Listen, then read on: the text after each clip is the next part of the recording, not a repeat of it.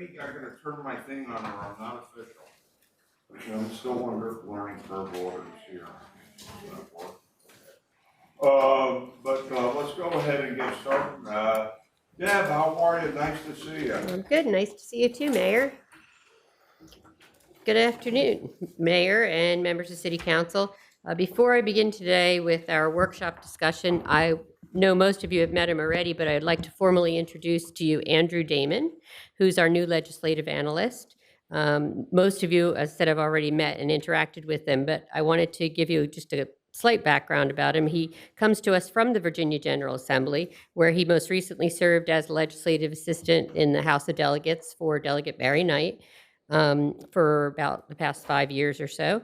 And prior to his service with Delegate Knight, Andrew worked for the Division of Legislative Services, and he was a proofer. He was also a session aide for former House Delegate Chris Stolley and Peter Farrell. He also served as a public policy analyst at VCU, and he's a proud cum laude graduate of TCC, where he earned his associate's degree in social science. And then after TCC, Andrew finished his bachelor's degree in sociology at Virginia Tech in 2010. And then he went on to receive a master's degree in sociology from VCU. Also with me today are two other members of our legislative team from Two Caps Consulting, Ed Reed and Elizabeth Parker. She's over there. And so together, our legislative team is ready to move your 2023 legislative agenda forward to the next steps. So, okay, first quick timeline, because I always like to give you a little context of where we're at. Today, October 25th, we are going to finalize your proposed package that's going to be posted on the city's website tomorrow. Next week, on November 1st, will be the public hearing that is required by law for the charter change. And then also, we will have on the agenda that you'll be able to receive public comment on any of the agenda items. Also, as a quick reminder, next week on the 1st, we will have members of the state's Cannabis Advisory, Cannabis Control Authority here to speak to you. On November 15th, you will adopt your legislative agenda. There's no meeting on November 8th. And then as soon as it's adopted, that's when we all go to work, getting sponsors for all of these items and getting them drafted and getting patrons to introduce them. Okay, so I'm just going to quickly run through them. I know you've seen them several times already. I'll tell you the ones that we have sponsors for and those that we don't. Any that we will not have sponsors for will just fall off of the agenda. Okay, so first of all, your legislative agenda currently has 18 total items, but only 14 are sponsored. We have one constitutional amendment request, one charter amendment request, 11 state code changes, but 4 are currently not sponsored, 4 general policy statements, and 1 budget request. So the first is redefining marriage to match the current federal law, and Councilmember Berlucci is sponsoring that one. The next is our city charter change, which, as I mentioned, we've advertised in last Sunday's newspaper, and there will be a public hearing on this next session. And this is sponsored by Councilmember John Moss. The next is the aligning the housing-related and zoning FOIA exclusions. This was also put forth last year by Councilmember Tower, and is currently in the FOIA Council. Delegate Williams-Graves carried this for us as House Bill 980, and we still haven't gotten final determinations from the FOIA Council. They haven't met yet, but this will be reintroduced this coming year. The next is the repeal of the 1% local tax on groceries, sponsored by Councilmember Moss. The next is including playground installations in co-op procurement exemption. We don't have a sponsor for that one currently. No, Yes, sir. I'm sorry. I wouldn't be opposed to sponsoring that. That seems just like almost like a cleanup of something, right? There's not much to that, and I think that's something that I'd be willing to get behind on that. I'll co-sponsor it with Councilmember Holt. Yeah, that's it. Okay, if you need any extra information on it, we have Dana Harmeyer here from the City Attorney's Office who can explain it for those who are not sure what this is about. Seems like a lot to it.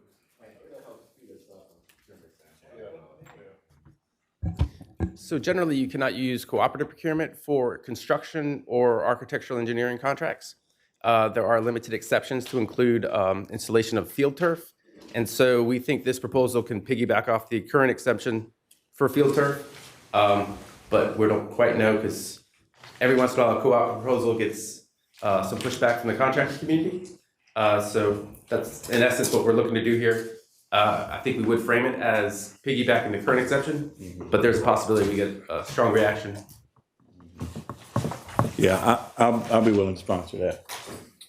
Okay, so I have council members Branch and Holcomb for that one. Very good, thank you. Okay, the next is a sales and use tax exemption for data centers, which is going to be sponsored by council member Moss. The next is enabling localities to impose a curfew. This one has not been picked up by anyone. Yeah, Mr. Brown, go back to that. I think the first time I heard about that, I asked for some additional background information. Did I get that information? Is that available? Did we?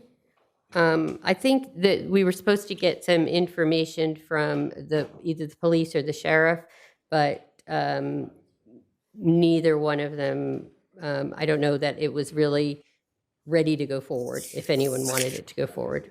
We hadn't heard back. From Okay, so anyone. they didn't respond back. Okay, thank you. So this was kind of put in, but gently. I think maybe I was supposed to provide you that information, Ms. Wooten, and I think I have failed to do it, but I will do it now. Okay, thank you.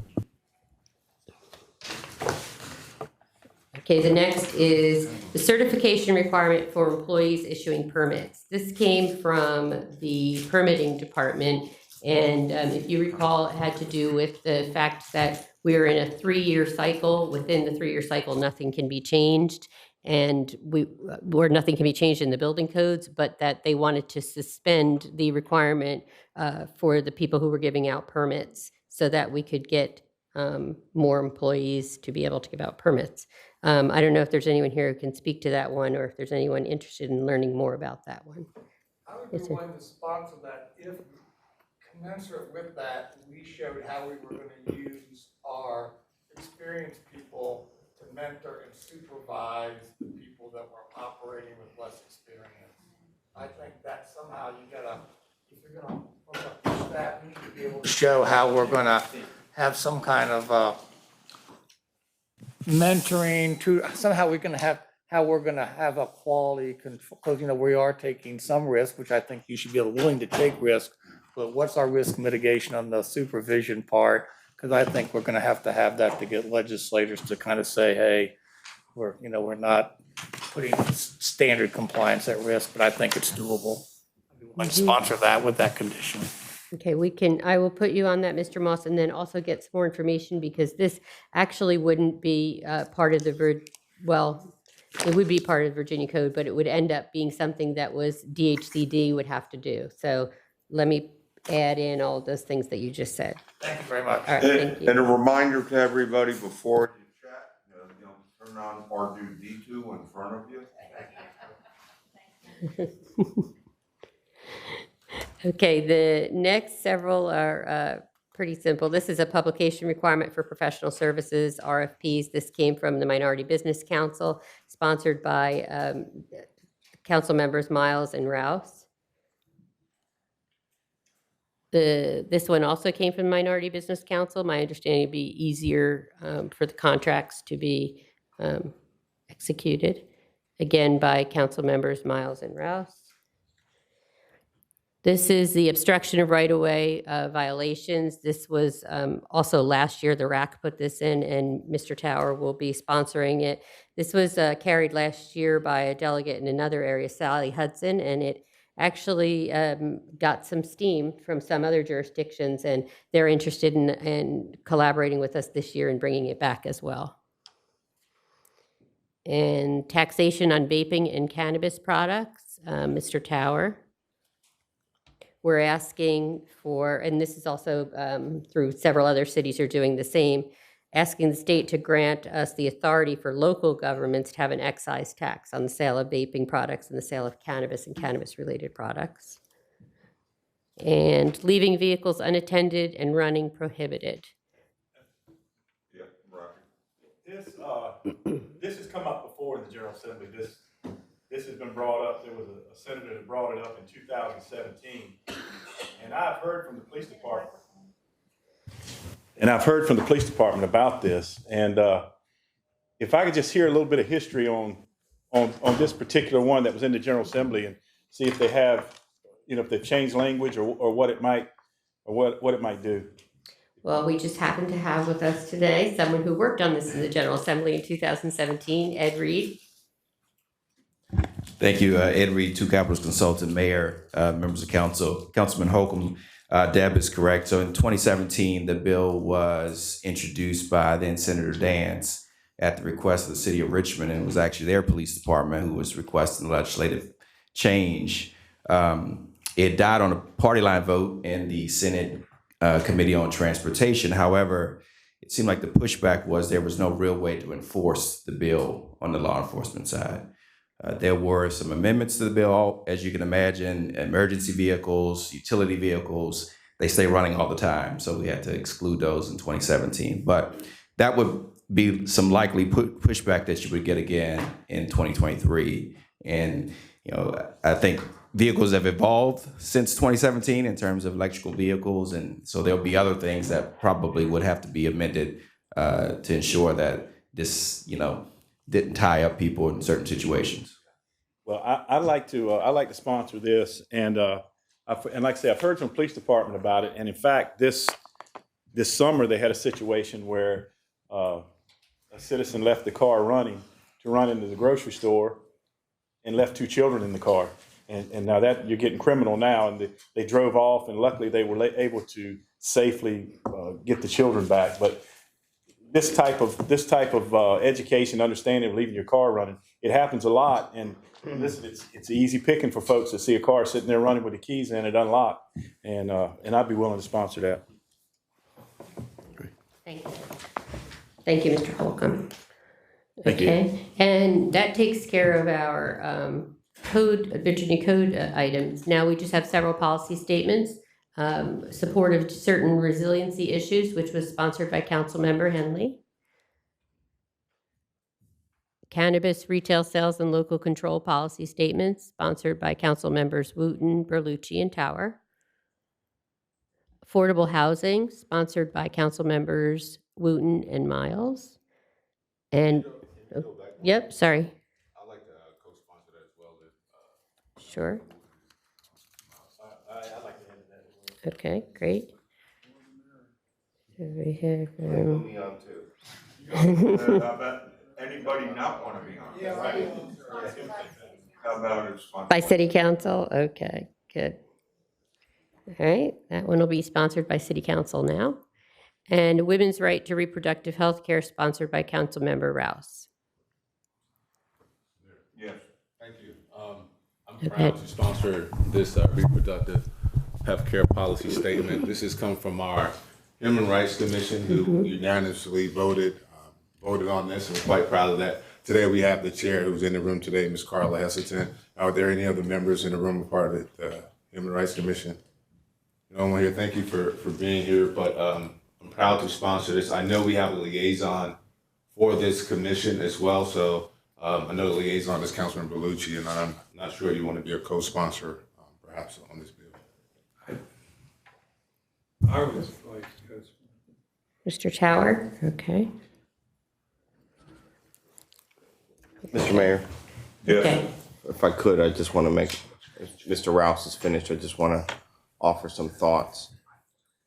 Obviously, this is a very important issue, and I respect the conveyance of position that we received from the Human Rights Commission on this, although I'm just not sure what exactly this means in terms of, well, I guess it says support the current law and object to any changes. I'd like to, before agreeing to anything, for me, I'd like to have more information on the background, what the proposed changes might be, and also acknowledge that this is a very challenging subject for our city, for our community, for our country. Obviously, reproductive health is hugely important. But characterizing this conversation exclusively about women's reproductive health does not incorporate the other very challenging aspects of this conversation, and that relates to the right to life. And we know that there's a national conversation occurring about that. And I have the highest respect for the Human Rights and appreciation for the Human Rights Commission. And I understand and respect Mr. Rouse's position here. But I also think if council is going to take a position on such a complex issue, we should go into it with our eyes wide open and a full understanding of what the implications for our entire community could be. We've seen divisive issues before in our community, ones that we don't even have the jurisdiction to vote on. It's certainly our right and purview to include something like this, but I just want to make sure that we're entering this conversation with our eyes wide open and with a full understanding of what that implication will be and what the request actually is. Mr. Mayor. Yes. Thank you, Mr. Mayor. Thank you, Councilman Belushi, for your comments. While this is just approval by a legislative package, I don't want to get into a debate. I just would note for history's sake that this city council have taken a position on controversial acts or controversial legislation at the state level. One being 8 months after a mass shooting in our city, where the city declared itself a gun sanctuary city. The second being the fact that the Human Rights Commission as well stood for the LGBTQ community at times where there was a member who said some very disparaging remarks. And I remember there was a conference there and we all stood, well, majority of members who were able to make that conference, but this council stood for that. As well as I believe, not last year, but a few months ago, an amendment to our legislative package, which was introduced by you for same-sex marriage.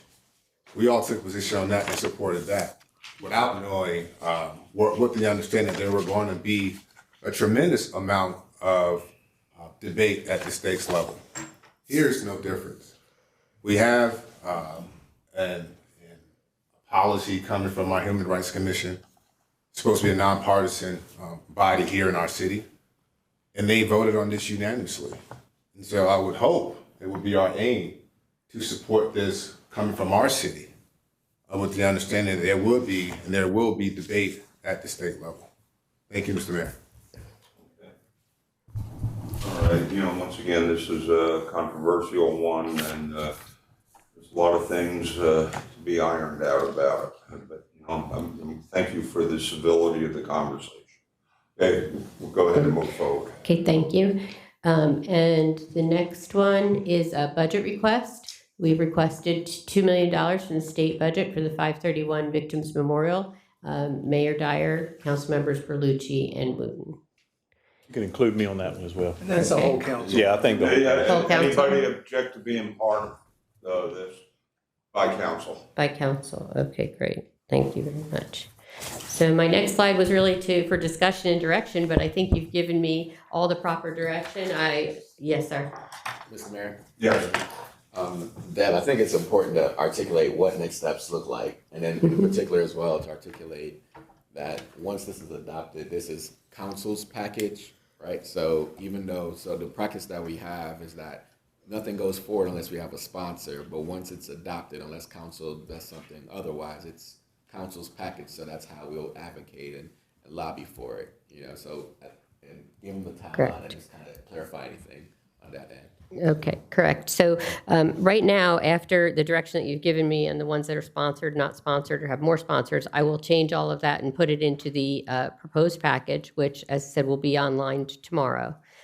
From there, we will have a 2-week period where you'll be able to listen to constituents, talk to each other, whatever that may look like, and also, get, as I said, public input. And then on the 15th, this will be the pared down version, taking out anything that wasn't sponsored.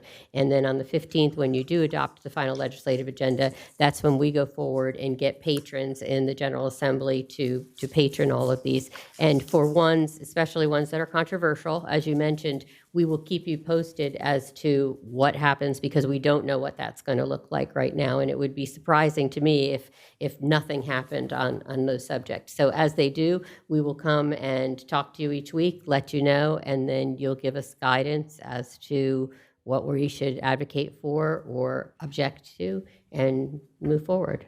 Mr. Dehaney, is that? Okay, Barbara. If you could identify any of these that will have a particular cost to the city associated with it, to give us information, I would appreciate it. Okay. Okay, Glenwood? Thank you, Debbie. Did the schools have a legislative package, and are we going to be able to see that and see if we would want to get behind any of their initiatives? I can find that out. I haven't found that out yet. I don't know that they've passed anything yet, but I'll find out for you. Thank you. Hey, John? If you could, when you give us the updated package, if you could provide us what the timeline the General Assembly is looking for submissions, and if they've actually provided an allocation of number of bills that they can submit, because that's all going to be part of the process that they're working with. It would be good to have that background of their timeline and any caps that they have. I'm going to call on Ed for that, because there have been some timelines that have already been started. Thank you. So as Deb has mentioned, there are limits right now in the House and in the Senate in terms of introduction limits for bills for the upcoming session. As you can imagine, it's a 45-day session, so it's a shorter section. We will not be dealing with the new budget, but amending the budget. The governor will make his formal amendments to the budget on December 15th. The deadline for pre-file requests for drafting legislation, as Deb has mentioned in the presentation, is December 1st. So your November 15th timeline gives us about 2 weeks to talk to legislators to get bills in the hopper to be drafted. It's a decent amount of time. I think with this team we can get it done. And you know, we have informal conversations, obviously, with your delegation, and they kind of know what's could be coming, so they're kind of aware of that. Now, once the bills are drafted, we get a little bit of time to review them, and then there's also time where they have to be introduced, usually by the first day of session, which is the 11th of January. So we do have some time in terms of when you pass your package and when bills have to be drafted. The Senate has put a limit of 26 bills for introduction. Some of that are bills for pre-file, and some of those are allocated for after the pre-file period. The House has not put a real bill limit out there as of right now, but we suspect that will be coming. Yeah. Okay, anyone else at this point? Okay, thanks a bunch. Good work. Okay, next up.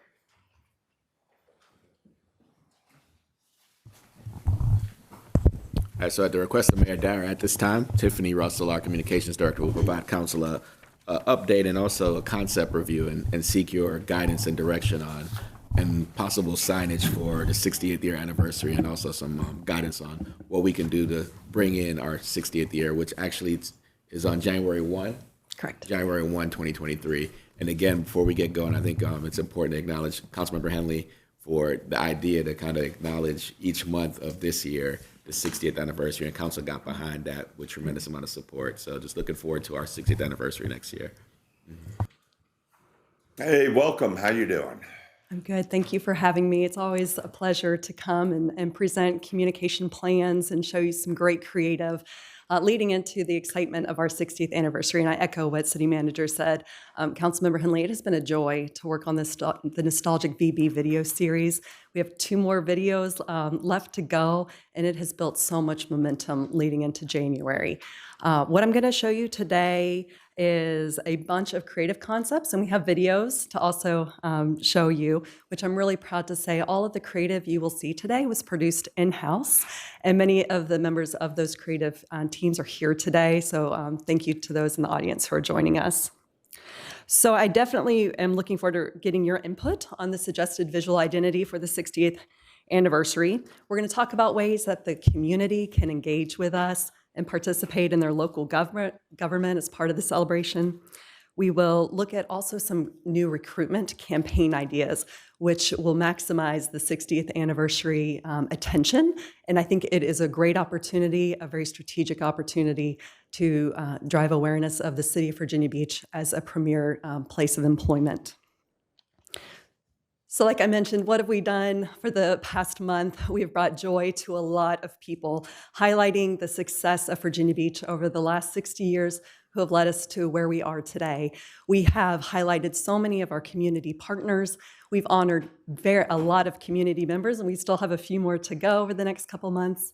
We've defined those key projects that have shaped us, and I see it on social media, I see it in our council meetings. Everyone's really excited, and there's a lot of momentum going into 2023. So what do we do for 2023? This is a great opportunity now to start preparing for January and looking forward with a campaign that can inspire our community, get them really excited to celebrate who we are, who we've been, and where we want to go. The city has a lot of partnerships with community groups, with event planners. There's a lot of opportunity to get visibility for our 60th anniversary and maximize those partnerships throughout 2023. So this would be a year-long campaign. And like I said, we want to make sure our public, whether it's an individual, a neighborhood, all the way up to our corporate partners, can get involved, and then use this opportunity to recruit, to fill our vacancies in the city under this one umbrella. As part of the creative process to determine the 60th anniversary visual identity, our team, a lot of them are here today, started with the current visual identity of the organization, both the seal and the VB logo. The current VB logo that you see here has served us well, especially in light of the past few years. The VB letters and the waves are elements that we feel very connected to. But as a graphic, the logo is dated. It doesn't reproduce well anymore, especially in a very changing visual marketplace.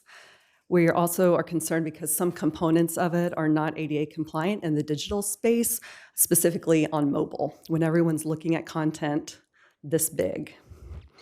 It's inconsistent usage across our organization, particularly in the recruitment space, and the fact that it hasn't been adopted across our organization entirely has resulted in a fractured representation of what we project to our public. And as public servants, we know that our city is more than just waves.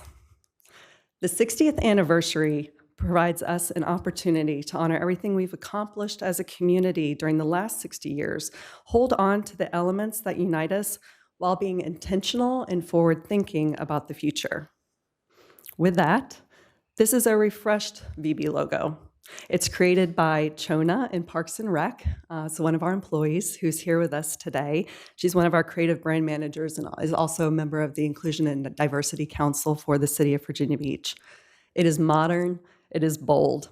It's been vetted by communication professionals across our organization, again, many who are in the audience today to support this initiative, and we're carrying over the elements that we feel very connected to.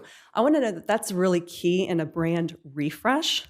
We maintain visual connection to how the brand identity was seen before. But now we've added colors into our brand portfolio that are inspired by our city seal. Starting with the gold of the sun, and now instead of just waves, the blue represents our miles of clean and healthy waterways that connect us all. The green represents both our quality of life, but our open spaces, our parks, our agricultural community. The proposed 60th logo that you see here reflects the diversity of our city assets and the opportunity to move us forward into 2023, infusing a lot of vitality into our organization. The theme I'm proposing for our 60th anniversary is hope for the future. Who do we want to be in the next 60 years? Let me show you now how we plan to tell that story in a very creative way. Let's watch together. The sun rises with Virginia Beach. In 2023, We will approach each day in a new, thoughtful, intentional way. We illuminate innovative ideas about who we want to be as individuals, as a multicultural community, as professionals. Our clean, healthy waterways connect us all. We find belonging and connection with each other. In 2023, we celebrate our surroundings, our parks, our open spaces, our culture, our quality of life. Sustainability drives us. 60 years strong. This is the City of Virginia Beach.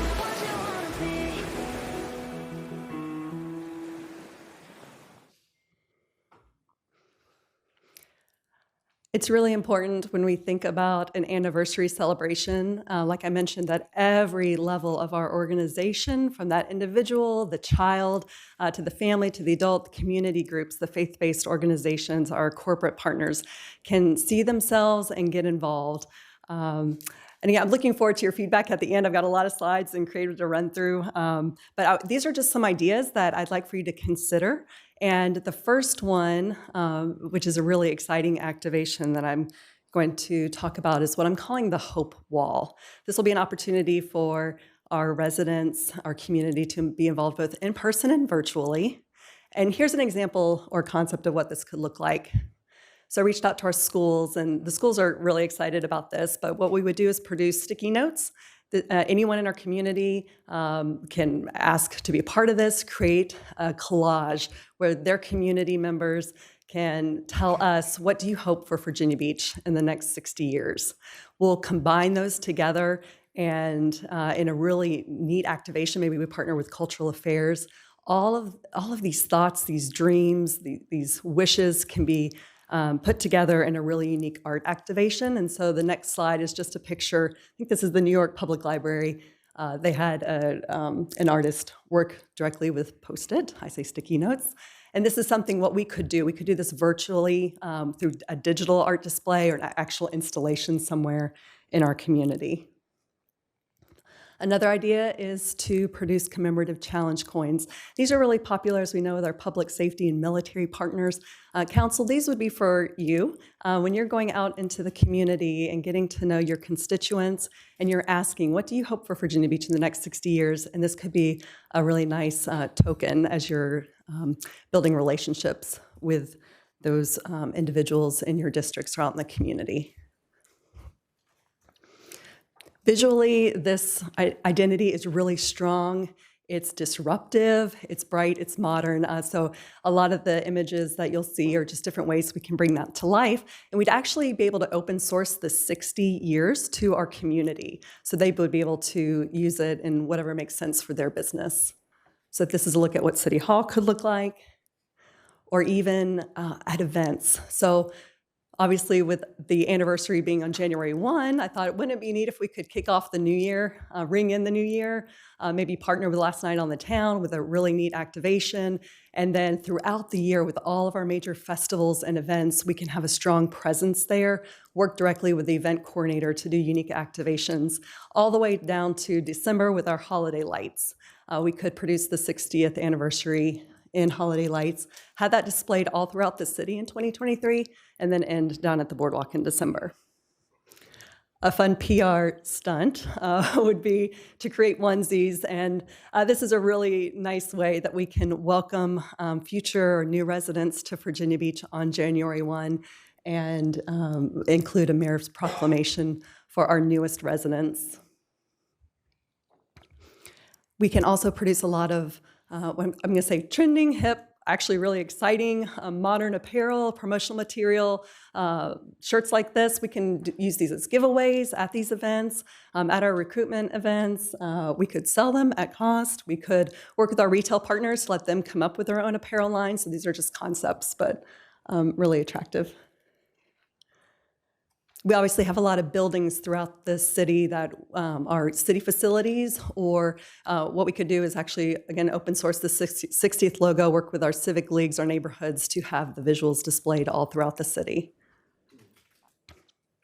One thing we did with the flood protection program, which was really successful, I thought, is we had magnets on our fleet cars. And I like this as an activation for employees to get involved. They love to participate in these campaigns with us, so we could put magnets together to decorate all of the vehicles for 2023. And then work with our individual departments. So this is an example where libraries can come in and utilize the celebration to highlight the services and offerings and customize it to fit their audience. Our other partners, I'm sure, are going to be really excited to get involved. We know marquee challenges throughout our city with private businesses tend to get a lot of visibility, and we hope that they'll maximize this opportunity and celebrate with us for the 60th anniversary, as seen here at the 19th Street corridor with the Sports Center.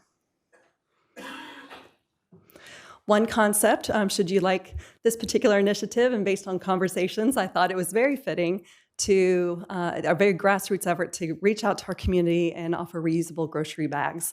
I remembered one particular council meeting, we talked about, well, what is that grocery bag gonna look like? And is it compact enough? Councilmember Berlucci, you mentioned, we have individuals that are running into convenience stores or 7-Eleven or Wawa. They just want something easy that fits in their pocket. We can get those, or we can do the type of bag you see at big event activations that are completely branded. But either way, we're doing something. I know the aquarium would be really excited about this. We can get bags out into our community. Another trending fad, I guess, so to speak, if you look at a lot of young people carrying their water bottles, they're covered in stickers. And from a recruitment standpoint, we can take this logo and put together sheets of novelty stickers to hand out. And I think that will be a very popular item. When I mentioned open sourcing the 60th anniversary concept to our local retailers, it's a perfect opportunity for them to use this for marketing and driving business to their doors, whether that's Restaurant Week and they want to offer a special menu, or our retail partners offering 60% off deals. We'll produce a toolkit or some of them. I know, wouldn't that be nice? I know I'll be shopping. But this way, again, it's a really fun pickup and visibility and amplification of the anniversary, but it's also serving needs to get foot traffic through the door. We've been hearing from the mayor over the last several months of an initiative to start connecting in a very unique way a lot of our community partners who are doing great work to help our people excel. And this is that HOPE acronym that you're going to see here. I think this is a beautiful tie-in to launch as part of the 60th anniversary because, again, it gives our public the ability to participate in all levels, especially those who are doing this great work in our community already, but are having trouble making those strategic connections, or they may need help from a corporate partner or a corporate partner who has a really strong corporate social responsibility program, maybe looking for other resources or people to get involved. Through the Mayor's Champions of Hope initiative that we're proposing here, it's primarily a networking opportunity, but also a recognition program. So we would put together an application where individuals, community groups, faith-based organizations, our corporate partners can self-certify themselves to be part of our HOPE network, but then they're also pledging and raising their hand and saying, because I'm part of this initiative, I want you to proactively reach out to me to help make those strategic connections so more work can happen, programs can grow, and I'm willing to be a part of that. Applications that we would receive between January and February 15th, the mayor would then select one individual, one community partner, one corporate entity to highlight at the 2023 State of the City Address. I think, again, this is just one way that we can help our community partners who are already doing great work in the community get that visibility they might not otherwise get, and it also will help amplify this program. The goal, the success metric, is going to be measured in those strategic connections that we, the city council, are able to make throughout the year, and we can celebrate those connections and that network together. Now let's turn to recruitment. So we've done all of these great things. I hope we can do all of them, but we'll talk about that in a little bit. But meanwhile, while we're getting all this attention locally, regionally, maybe even nationally, We are also trying to fill vacancies. And this is the perfect time when all eyes are on us during the celebration to finally recruit with one voice. Right now, departments are very siloed in the way in which they recruit. Coming together under one visual umbrella and identity will really serve the city well. I want to show you a few creative concepts here, and they've got a little bit of different approach, but they both hopefully serve the same goal. This first concept called Find Yourself Here is what I think perfect for out of market. We were looking at our website analytics to understand who's looking at us, who's going to the careers page. 30% of the traffic going to our careers page is from out of market. That's really strong. This concept ties in the features and assets of our destination as a great quality of life place to live with all the unique jobs that the city offers at the same time. So let's take a look.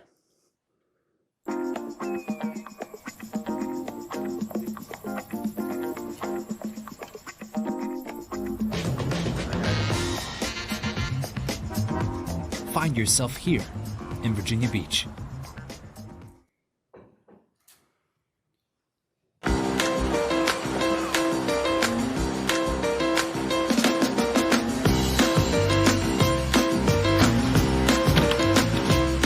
Find yourself here in Virginia Beach.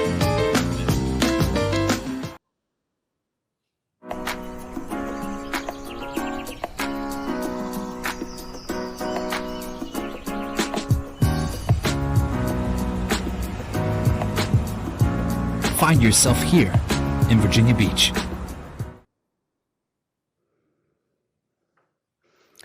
This is an example of an Instagram ad targeting New York City. And at first glance, you might think, oh, what a great vacation ad to be running in January, February. But instead, it's a call to come live, work, and play in Virginia Beach, particularly with the city of Virginia Beach. I think it has a great visual appeal. And currently, Human Resources does do some advertising out of market, through Indeed and things like that, but not very specific geographic targeting. So I am proposing looking at an advertising campaign in certain markets that we already know are checking us out. The police department is having a very successful recruitment campaign out of market right now, so we can piggyback off of that and maybe even get added value or better rates if we all come together under one advertising campaign. The next concept is called Your Best Job Yet. And this, I think, is really cheeky in the way that it acknowledges that most people today, research shows, are going to have 12 jobs in their lifetime. So we want to say you can come to the city of Virginia Beach. It's your best job yet, but you can grow with us and change jobs, and your career can continue to grow like many of us have done. So also what I like about this concept is it's not what you would traditionally think of creative-wise for working in local municipal government. It's actually exciting.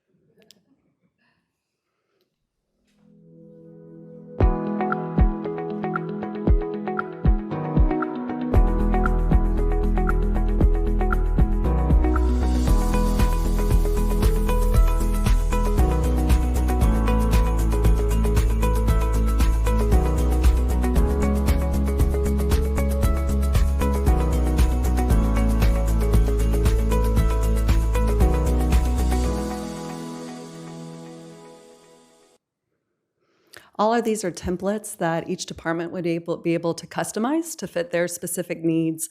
And also, what's really important is that our employee profile matches our community profile. We're very fortunate in the communications department to be able to translate into Tagalog and Spanish. So this is just a look at what that could look like and attract a more diverse, multicultural applicant base.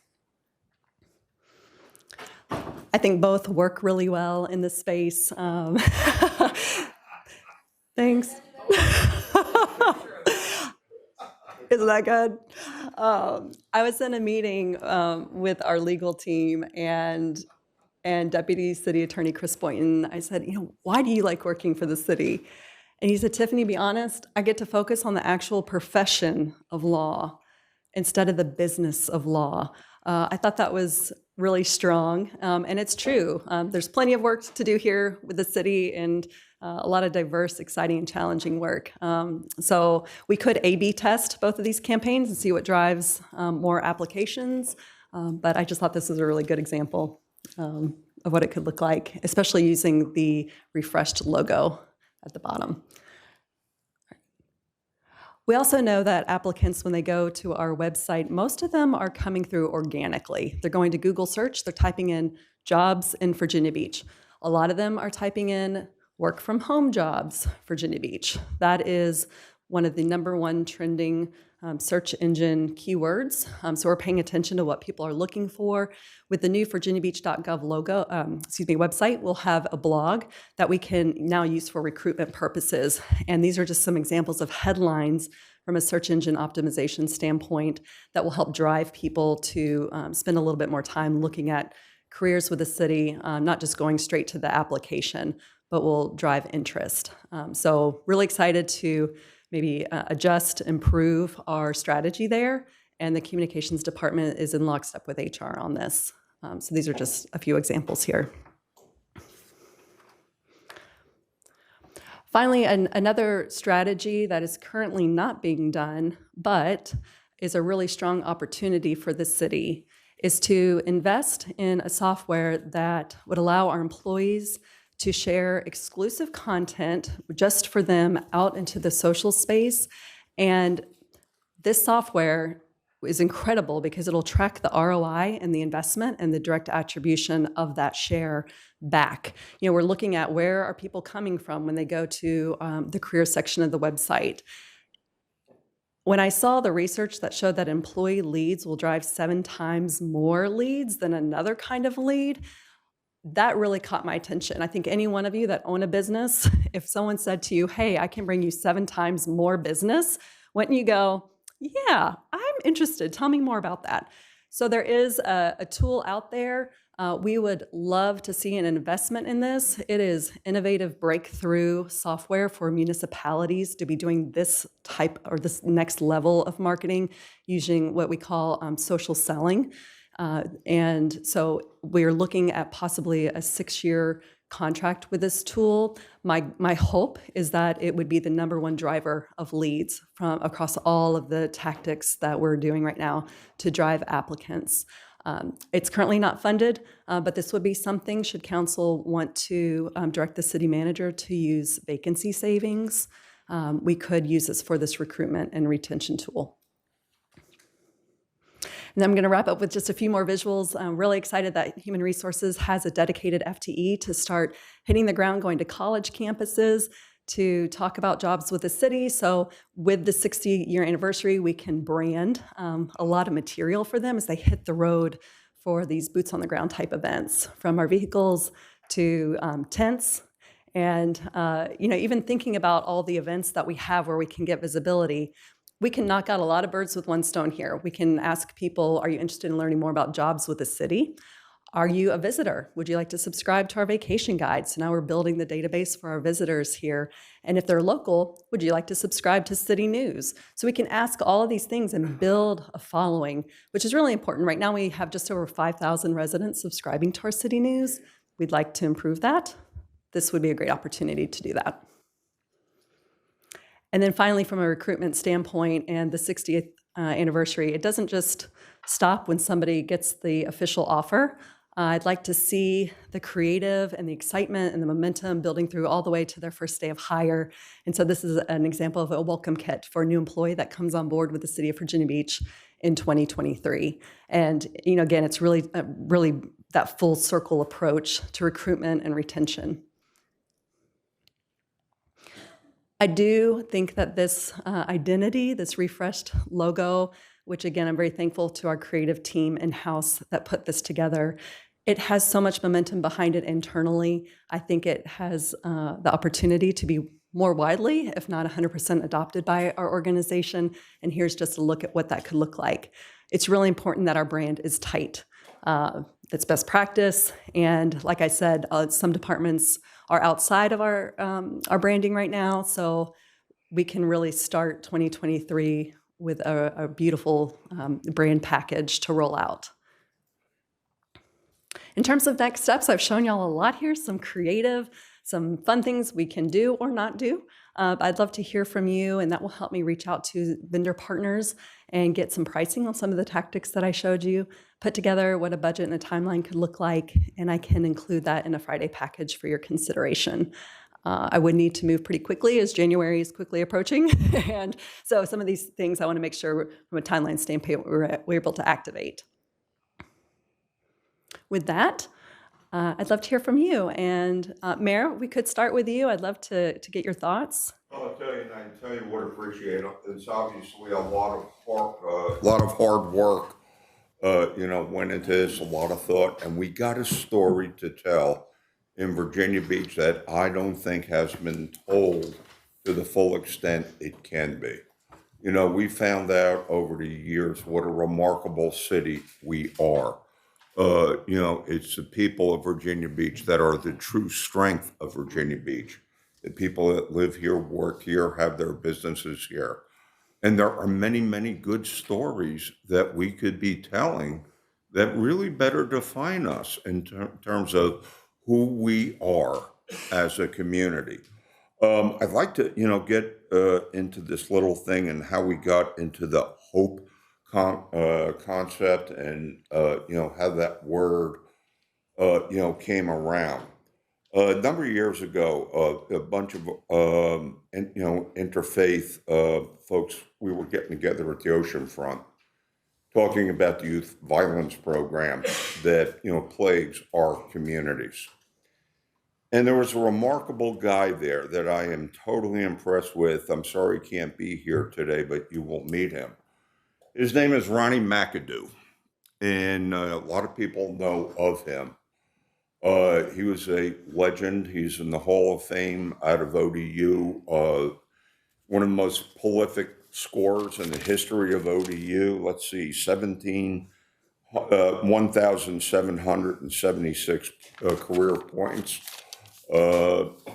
Just a remarkable basketball player. And, Monica is very happy that his son is playing at North Carolina right now. So that really got into some good buy-in there, right? So that's a good thing. But let me tell you, this gentleman is a very faith-based guy. And he has a ministry. And his ministry is not only to go around the country, but the world, setting up basketball camps for at-risk youth. And during one of our meetings years ago, and, quite frankly, this was even 6 months way before the tragic George Floyd incident, what he said really resonated with me when he said that a lot of these kids that he deals with don't have hope. They go to schools that are underperforming. They got to be worried about getting through the day without being bullied, beaten, killed, social promotions, and they're coming out of schools with no essential job skills. And, these are the conversations we have to have that we also have been reluctant to have.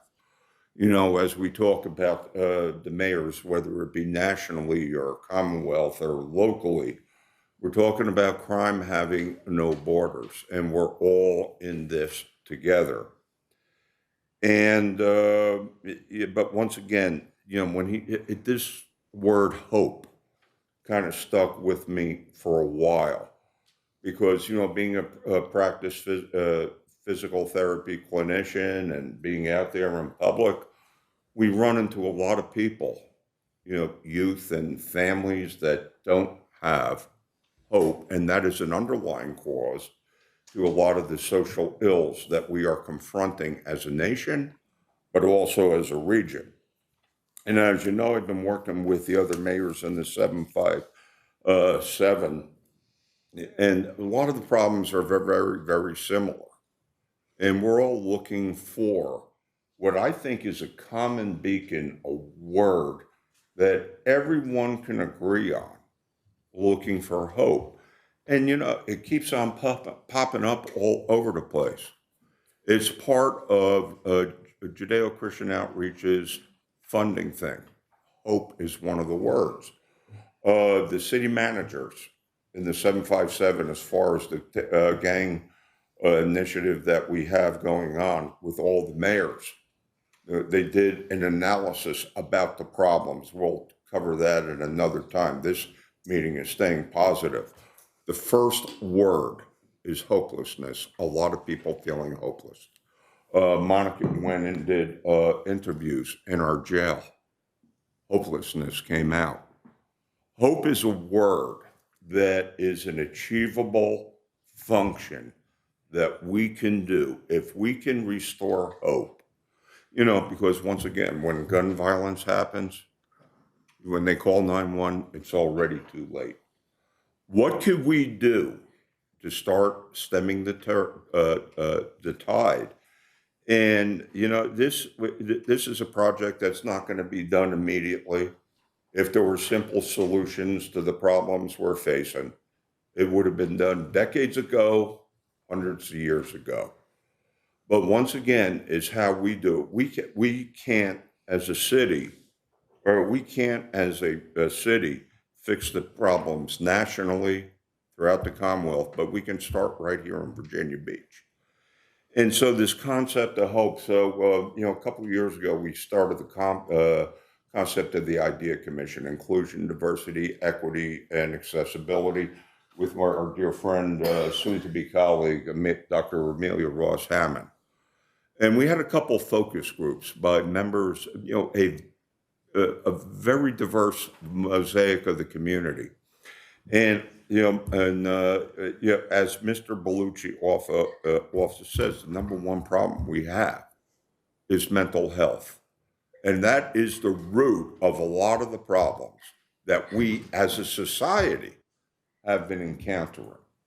And this is an aggressive way that we can start moving forward with family intervention, with, getting it into within the prisoners, people coming out of jail that feel hopeless, people that are in school feel hopeless, from dysfunctional families where they have no hope, where people wake up and they don't feel like they have any part of achieving the great American dream that we've had going forward.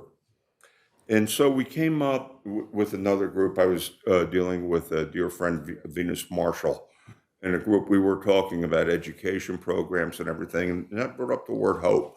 And then we started playing, okay, how could we do this? But helping our other people excel. If we make that the mantra of what we're not only trying to do as a city, but what we're trying to do as a society. So I am actually, this actually started off as, with youth violence and then into violence. But as we started looking into other things, and one of the things we're including, not only communities, but individuals. How many people are in nursing homes right now that don't have visitors or, need lawn cuts or, that type of thing when we start helping out?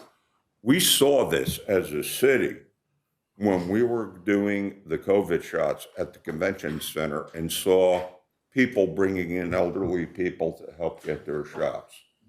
We are a remarkable city. We're a faith-based city of many faiths. And that's the glue that holds us together.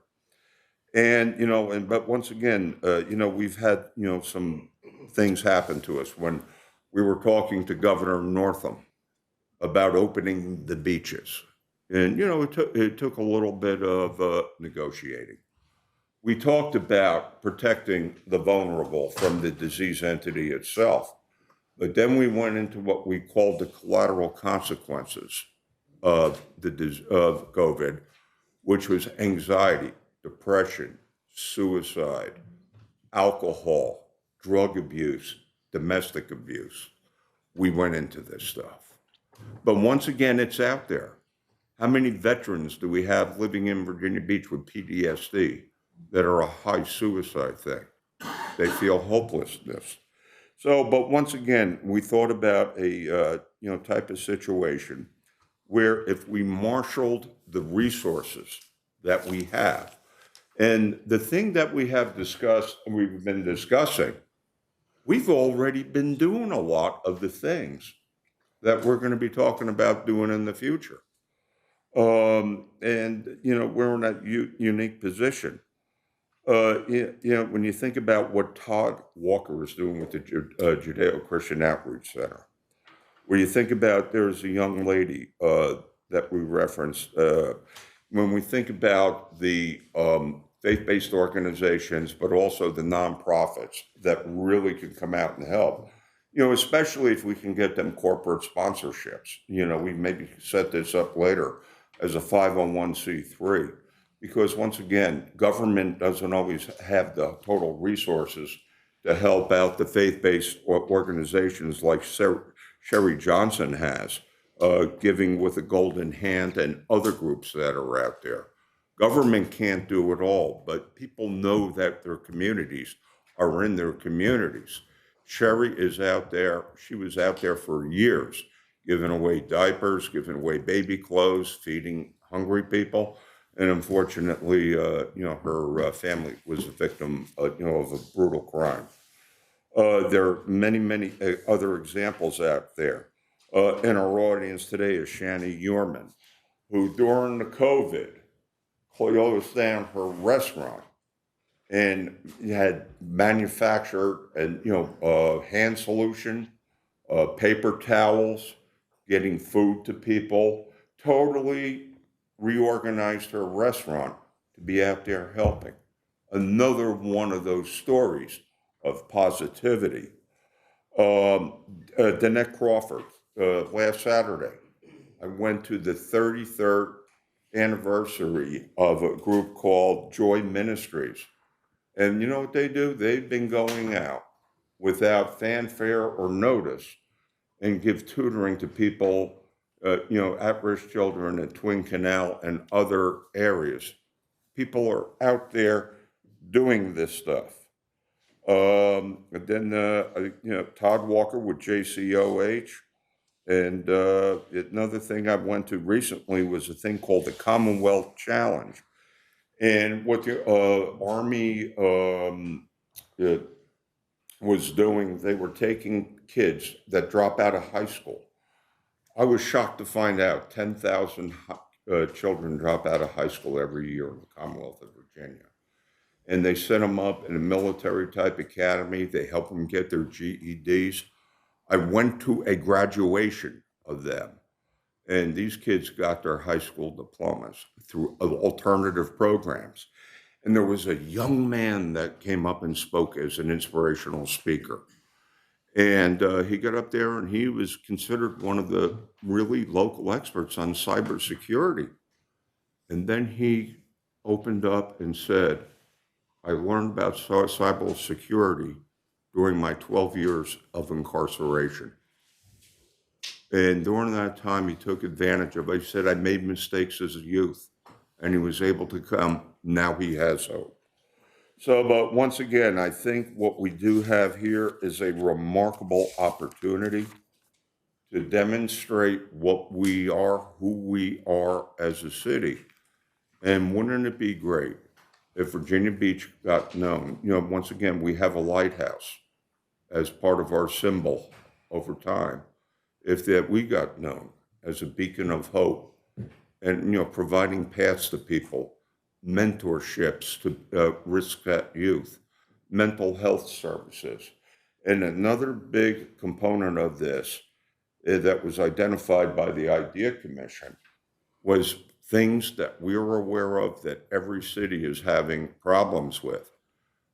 Homelessness, housing, getting jobs, getting the mental health organizations. But the other thing is, Tiffany, you were talking about, kind of a central type pool where all these folks would be working, where they can cross-reference with each other and come up with resources. But once again, to, fix a problem, we have to know what they are. But I'll tell you what, I think we as a body should take a point of pride that a lot of the things that, can be done over the next 60 years have been in progress, aren't in progress. And, I tell you what, a great city is one that recognizes the needs of the community, of the people that help it. We've been doing it. We're just, let's do it a little bit better, and let's give a lot of people hope. Thank you for the thing. Rosemary, how does this tie into your situation, what you're doing? Well, first of all, I'd like to say this really falls into the place of why we remain the most caring city in America. Because we do care, we're groups of care, and I love this hope of helping others, helping other people excel. Yeah. Is it working? I tried pushing it. Yeah. Okay. Helping other people excel, what a great thing.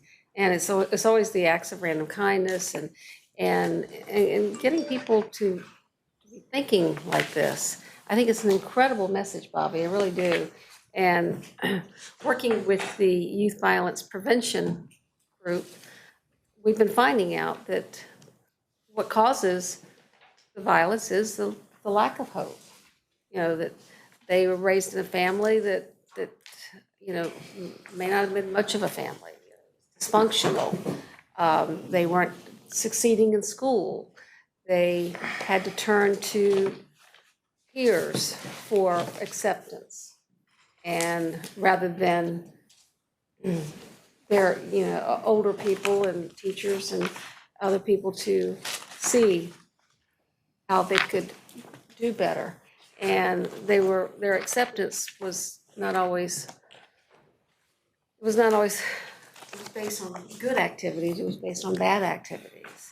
And you're right, when they went into the jails with Monica and Pastor Daniels, they found out, why did you get here? What would have changed? What would have made a big difference for you? And these people said, if I'd had hope, I wouldn't be here. So the task force is doing some really good things. Right now, they're out meeting with the community. They met with Western Bayside already. This week, they're meeting with people in Green Run. They're trying to hear what the community has to say. As you know, they went out to LA and they saw the Summer Night Lights program, which hopefully we'll be able to get some ARPA money or something like that to do something similar here in Virginia Beach, because that really turned things around in LA with their level of violence. And so we did an assessment of things that we're doing already, but also how to improve. I was in a candidate discussion this morning with the realtors, and even though we do a lot of great things, we can always do things better, and we can improve on it. And I really do think that this is a great step, and it's a great message, and to get our citizens to be talking about helping other people excel. It's a great message. Thank you, Bobby. Thank you. Aaron? Thank you, Mr. Mayor. I really do.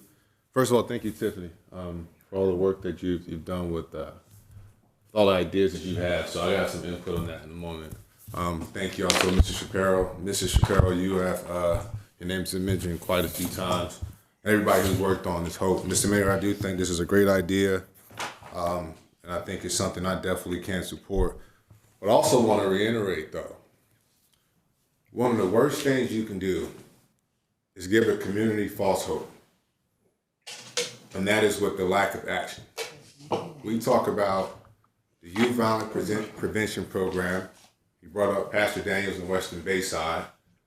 And then yet we talk about how our schools are so important into providing hope for these at-risk youth. And yet you delay the design build of 3 schools in underserved communities. You can turn your head all you want, but this is about action. This body, we can sit around here and come up with these healthy and great acronyms and ideas, but it is time for action. These young men and women who are living in these communities, which you all speak about, cannot wait. Cannot wait. So, I mean, again, I'm a living example of that. I grew up in these communities. I experienced murder at 9 years old. My babysitter was killed at around 9 years old. I have friends who've been to jail, some who have just gotten out not so long ago, for marijuana. By the way, I had a friend who I just so happened to come across in Windhaven Mall just a few days ago. Was locked up for 10 years for selling marijuana at 17 years old. You know what he told me? He said, man, I cannot believe there's a marijuana store on Bird Neck Road. I feel like the Commonwealth played with my life. And now there are people able to sell marijuana, whereas I was locked up for 10 years. I had a friend who was tragically killed, playing with a gun, killed himself. Other friends who joined gangs and dropped out of high school. So when we talk about hope in this program, please do not give false hope. Our schools is a safe haven. Why I'm so passionate about our schools? Because if it was not for the men and women at Birdland Elementary, Lynnhaven Middle, First Colonial High School, that when I came there told me I could be more than just a football player, more than just an athlete, I would not be here. Modernizing our schools are so important. You said it yourself. I wonder if Mrs. Shapiro, when she visited the sheriff's office, the prison, the jails, how many of those young men and women who were locked up dropped out of school because they were old, dilapidated, or wasn't modernized, or those schools kind of mimicked or pictured their environment in which they went home to. There was more kids and there are more kids and more families with chips on their shoulders rather than in their stomachs. In this city, we are only as strong as our weakest communities, our weakest link. And if our underserved communities do not feel like that we have their back, that we are actually instilling hope, that when we have the opportunity to allocate funding that was already there and budgeted and not kick the can down the street, that's false hope. So, Mr. Mayor, again, I think this is great. I like it. I want to support it. But what I will not do is sit around the table with just rhetoric, absent of action. Thank you. Thank you, John. Well, getting back to the brief that we got briefly. Getting back to the brief, which I thought we were focused on, which was recruiting. Two things came to mind in the beginning. There was no Navy talking about our community, and I can't believe we wouldn't have some reference to Oceana or something that's a trademark. And Ms. Henley, give her credit, there was nothing about agriculture in that. So I think that's something we need to figure out how that fits in. And the other piece I want to talk, and it'll be later stuff, but I'd like to know why 6 years is not 1 year until you really prove that it works. Why would you commit to something for 6 years before you really knew it delivered? So I'd like to understand later in the write-up why that is. And since we have lots of things competing for money, and I'm always saying this continually, never deal with one of one, I want to see the whole list of stuff that we're dealing with and where this fits in that list. Because I think we always are much better prepared if we have a complete integrated list of all the unfunded things, and certainly getting our positions filled. My last observation would be is how this would be integrated with our overall economic development strategy. I don't see how these can be distinct, and we ought to be seeing that as a package. And if we're not the only people having a hard time hiring folks, so are our businesses. So is there a reason why we wouldn't have a more integrated program about not just coming to Virginia Beach City? We certainly would want that as well. But if we're doing something, how do we get our work with our industries and people who are also having a hard time recruiting, and they might have their own initiative, but they certainly could be using the same develop graphics or story or whatever. So it would be, we could help them grow as well, because it isn't just us that's holding us back. The people that generate the taxes that pay the people we're trying to hire are also having a hard time staffing and manning their industries and expanding their ability for the very same reason. I do think Virginia Beach is attractive, even attractive people in the Midwest. So Ohio would be a place I'd be looking at. But I think I'd like, when we come back, when it comes time to resource allocation, I really would like to hear from our Economic Development Department how this all fuses together, because to me, that kind of makes sense. Because in the end, we're also advertising for tourism and all this, so it really is kind of, I say use the throw in word, tourism as well. I'm not really use the word trifecta, because that's an overused expression, but it really is kind of like a trifecta piece, and it really, I'm not saying you can't start, because we're trying to get positions filled, and believe me, that helps with service delivery, and I applaud all that stuff. I do believe you get your best leads from the people that already work. It's like the best business to expand are the businesses you already have, so that kind of goes with that. But I do think it's a bigger piece. So if we're making resource allocation decisions, it ought to be a little bit more holistic, but we ought to still see this in the scheme of all the things on our unfunded list. And I have just one closing comment. If the school board wants to open Betty F. Williams, they just have to come and ask us today to move 60-something million already appropriated from Princess Anne High School to Betty F. Williams. Take it out of the PPEA program. It's a one-of-a-kind school, so not like design a template. And they could go to designing construction as soon as they could get the stuff awarded. The money exists. Prince Anne High School doesn't deliver till 27. It wasn't being accelerated on their plan, only Betty F. Williams. They take the out-year money from Betty F. Williams and move it into Princess Anne. The issue with Bayside is we're moving $100 million outside the CIP into the near-term CIP where we are up against our borrowing limits.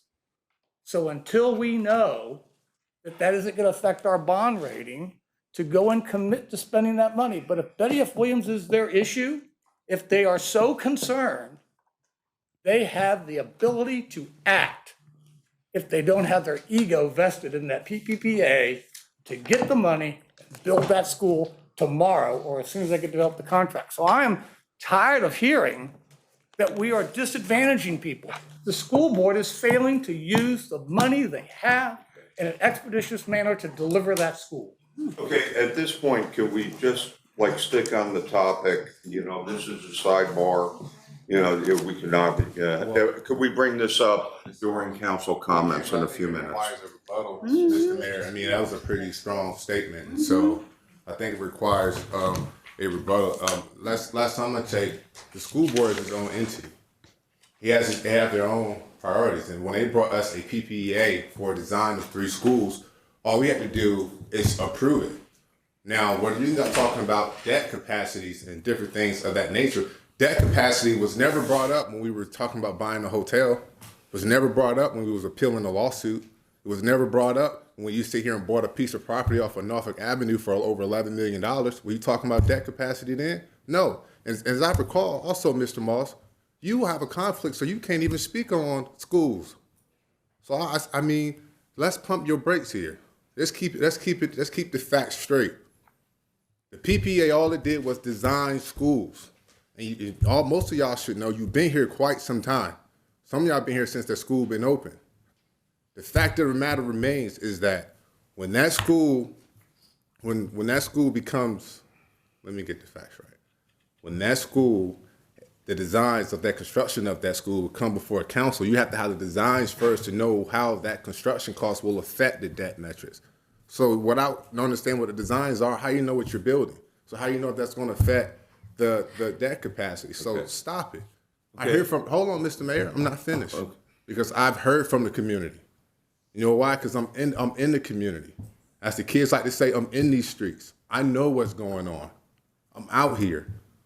So once you go talk to them and understand what they're saying, you understand they are sending their voices to the school board. And the school board is making their intentions known to us, period. Okay, Delfino, but once again, I'd like to, I respect the conversation, it's needed, but, we're talking about, the 60-year thing here. Yeah.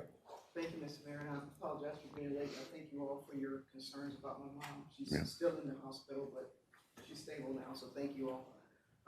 Going back to Tiffany, I read the packet, so I apologize I didn't get to see her dynamic presentation. But this is a refresh, correct? It's not a rebrand. Correct. And it's primarily focused on leveraging the relationships we have, the partners we have, and that sort of thing. So I'm all in when it comes to that.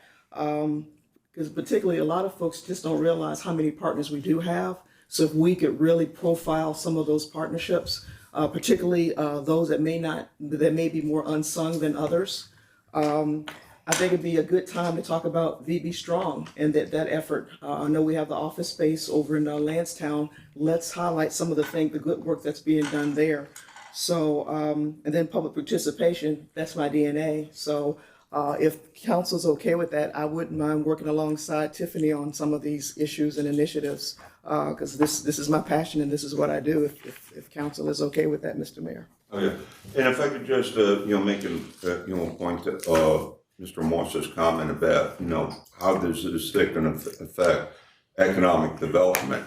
But the thing is, if we create, a stronger workforce, and as part of this, and, Delcino and I are part of the Hampton Roads, Workforce Alliance. We got Centaur College. We got programs coming out of Tidewater Community that we invested in.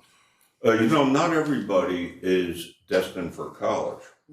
But boy, I'll tell you what gives people hope, if they can go out and get a job that pays $100,000. Somebody brought up to me that we had to go out and bring people from all over the country to be welders on the Lesnar Bridge. Think about that. But I'm, by creating a skilled workforce as part of the initiative, funneling people to where they should be. People are desperate for HVAC people now, and these folks are making, $125,000 a year. Drone Up, a company that started here, is getting ready to hire 550 people, and I think the minimum, salary that they were talking about is $55,000.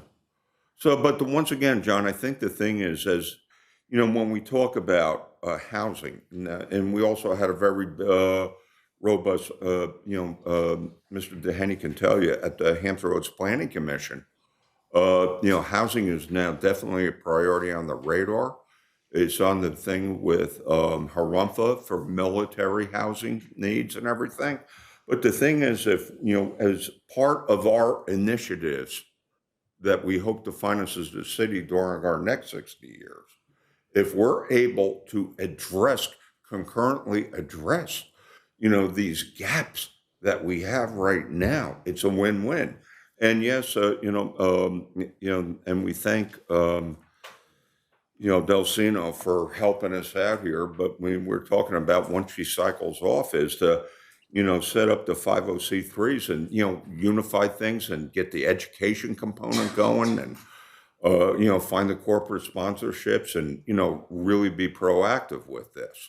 But the thing is that, but I think in terms of overall, the presentation, I tell you what, we got a bright future ahead of us. And I think it's not, doing something unique. It's doing what we all are doing a lot better. Is that what I heard you say, Dulcina? Absolutely. Hey, anybody else at this time? Okay, thank you. Good work. All right, next up is Princess Anne Road, Tidewater Community College intersection.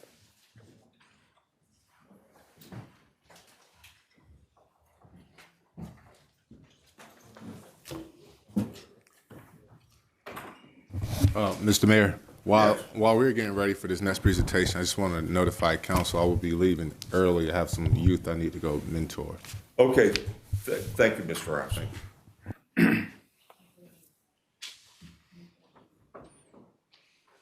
All righty. Taylor, how are you? Good afternoon, Mayor, Vice Mayor, members of the council. We've got an informational briefing for you that was requested by a member of the body on the Princess Anne Road and Tidewater Community College intersection around the new hotel that we're building. I want to start this before we dive in by, as is always the case, thanking our colleagues at Tidewater Community College, specifically the president, Dr. Costin, as well as the dean here of our local campus, Dr. Tia Hardy. Background on this issue, the leadership of the community college reached out to the city manager's office in August of 22, referencing the hotel projects that you all will remember we're participating in, basically adjacent to the campus and on Princess Anne Road. The request came in related to intersection improvements to support the project. The leadership of the community college was under the assumption that for the hotel to move forward, the city would need an easement, basically from the college, and that in return, the city would make intersection improvements a grand entryway, is what was referenced specifically in that conversation.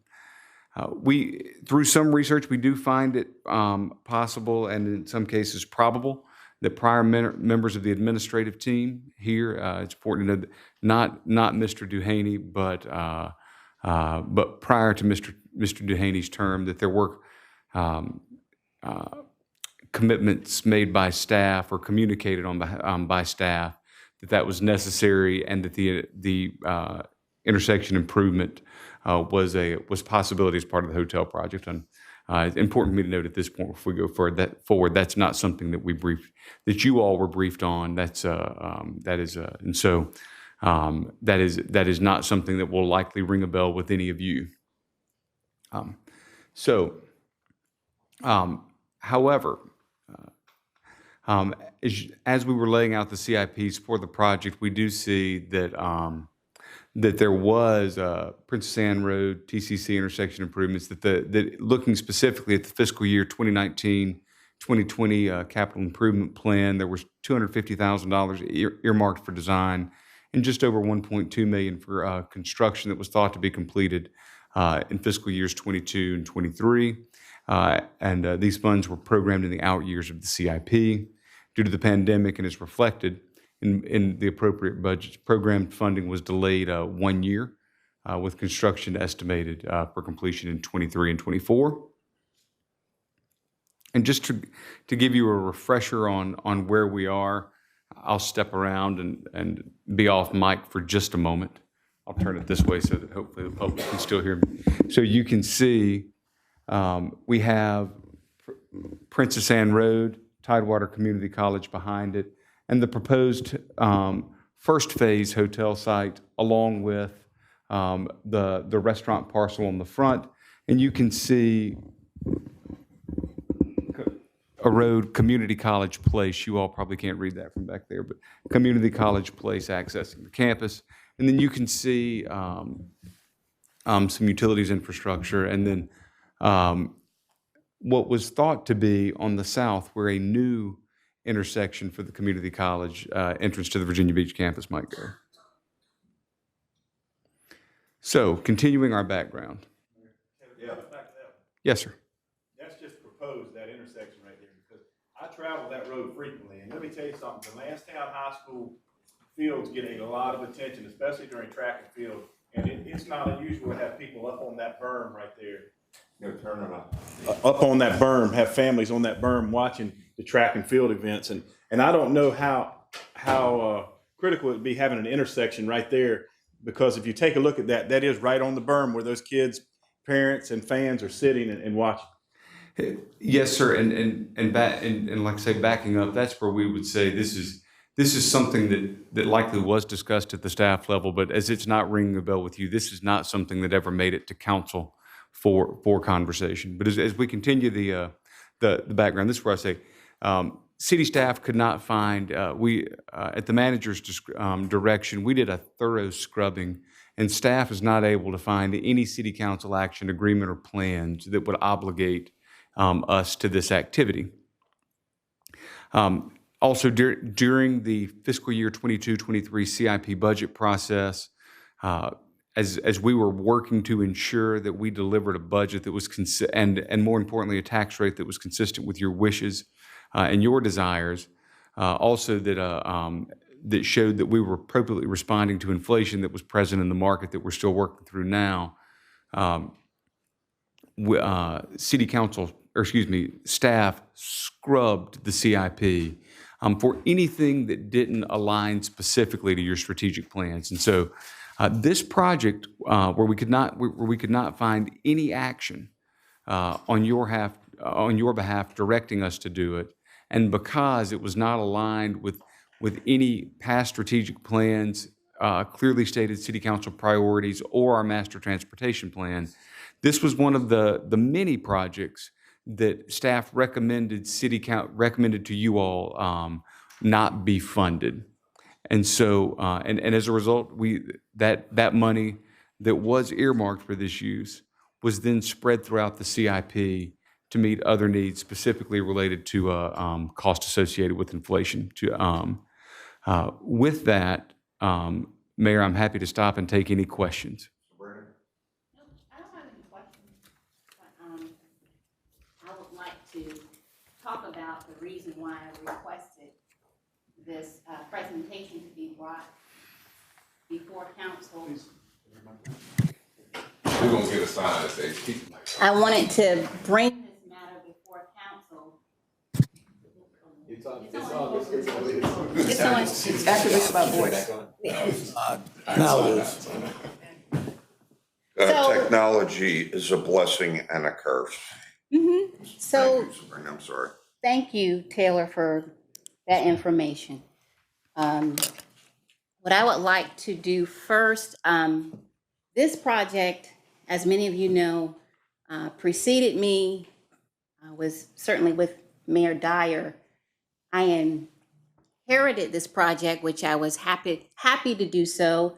I remember this being one of the first community outreach meetings, actually, that I did regarding this project, and the public was well received it. And now I understand that the soon-to-be District 10 will have this project. But since it's still in the district that I currently serve in, I'm it. And so I'm here to advocate. So I'd like to bring your attention to some documents that is in your packet from TCC. One of the documents is the fiscal years 2021 through 2026 capital improvement project. That's the first one that's on the right-hand side. And this information is familiar to you. You see the project name, the Princess Anne TCC intersection improvements with a status approved. And then you see the money allocated as such as was mentioned. So this information I received during a meeting with Dr. Costin. And then the other document that you have is the City of Virginia Beach Summary of Council Actions. On the third page of this document, there's also the allocation of funding listed there as roadways projects with no changes. So this item was moving along through the process. The other document I'm looking at is the memo that was sent out to council members. And I believe this is the second one about this matter. I would like to note that there were a couple of, and it's detailed here, there are a couple of meetings that took place about this situation. I was not privy to those conversations. I don't know what was discussed, but I did see notated here this conversation between the mayor and vice mayor. I received notification about what was going on probably after a second meeting with the city manager and Dr. Costin. So later on, very thankful to my colleague for making sure I knew what was going on. Reached out to Dr. Costin because I understood she was not pleased with the position of the city. And so I thought it pertinent to sit down, since it is in the district that I serve in, to hear from her and her colleague who's here, Heather Hardiman, Vice President of TCC, which I would like for her to come up and speak at some point about what happened, because there's reference made in this document that somehow it was maybe perceived by prior staff, or maybe, no, it was actually verbalized that because there was the sense that TCC, or there was a need for an easement, that we needed TCC, and promises were made by particular staff and actually materialized in these documents, which shows the intent and gave TCC an expectation, and a reasonable expectation, that this project was moving forward.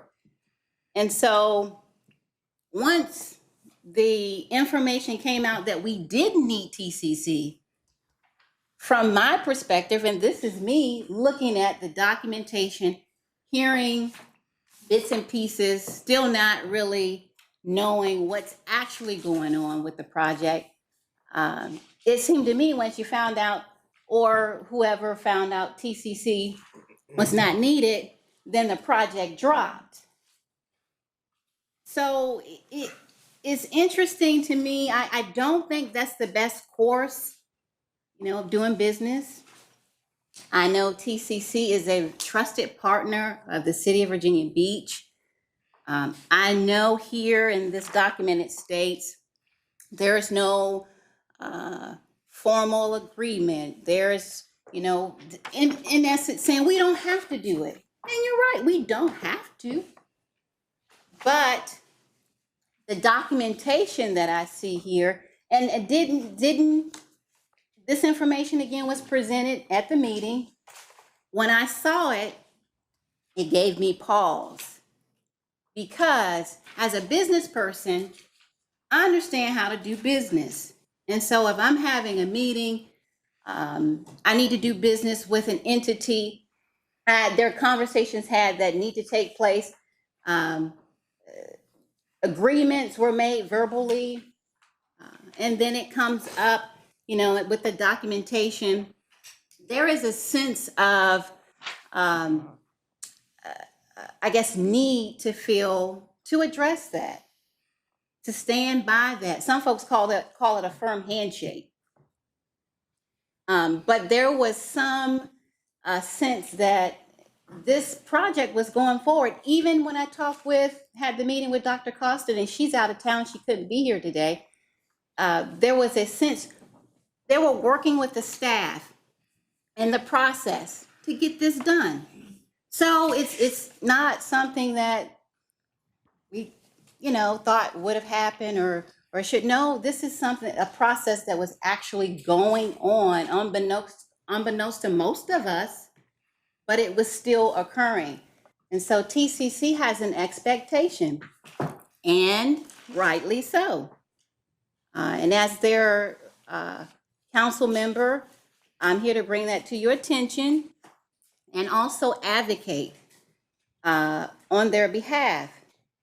But one of the things, in listening to Dr. Costin, she said there is no expectation to do a 1.2, 1.4 million big grand intersection. That's not what they're asking for at this point. But they do want something. And my sentiments would be, first, again, the documentation, the staff working with TCC, that created an expectation for this project. whether there was a written agreement signed or not. Staff that preceded Mr. Duhaney made those expectations and verbalized those expectations, not just once, but more than that. And Vice President Hardeman can testify to that. She can tell you her experience with that, and I think we need to hear her.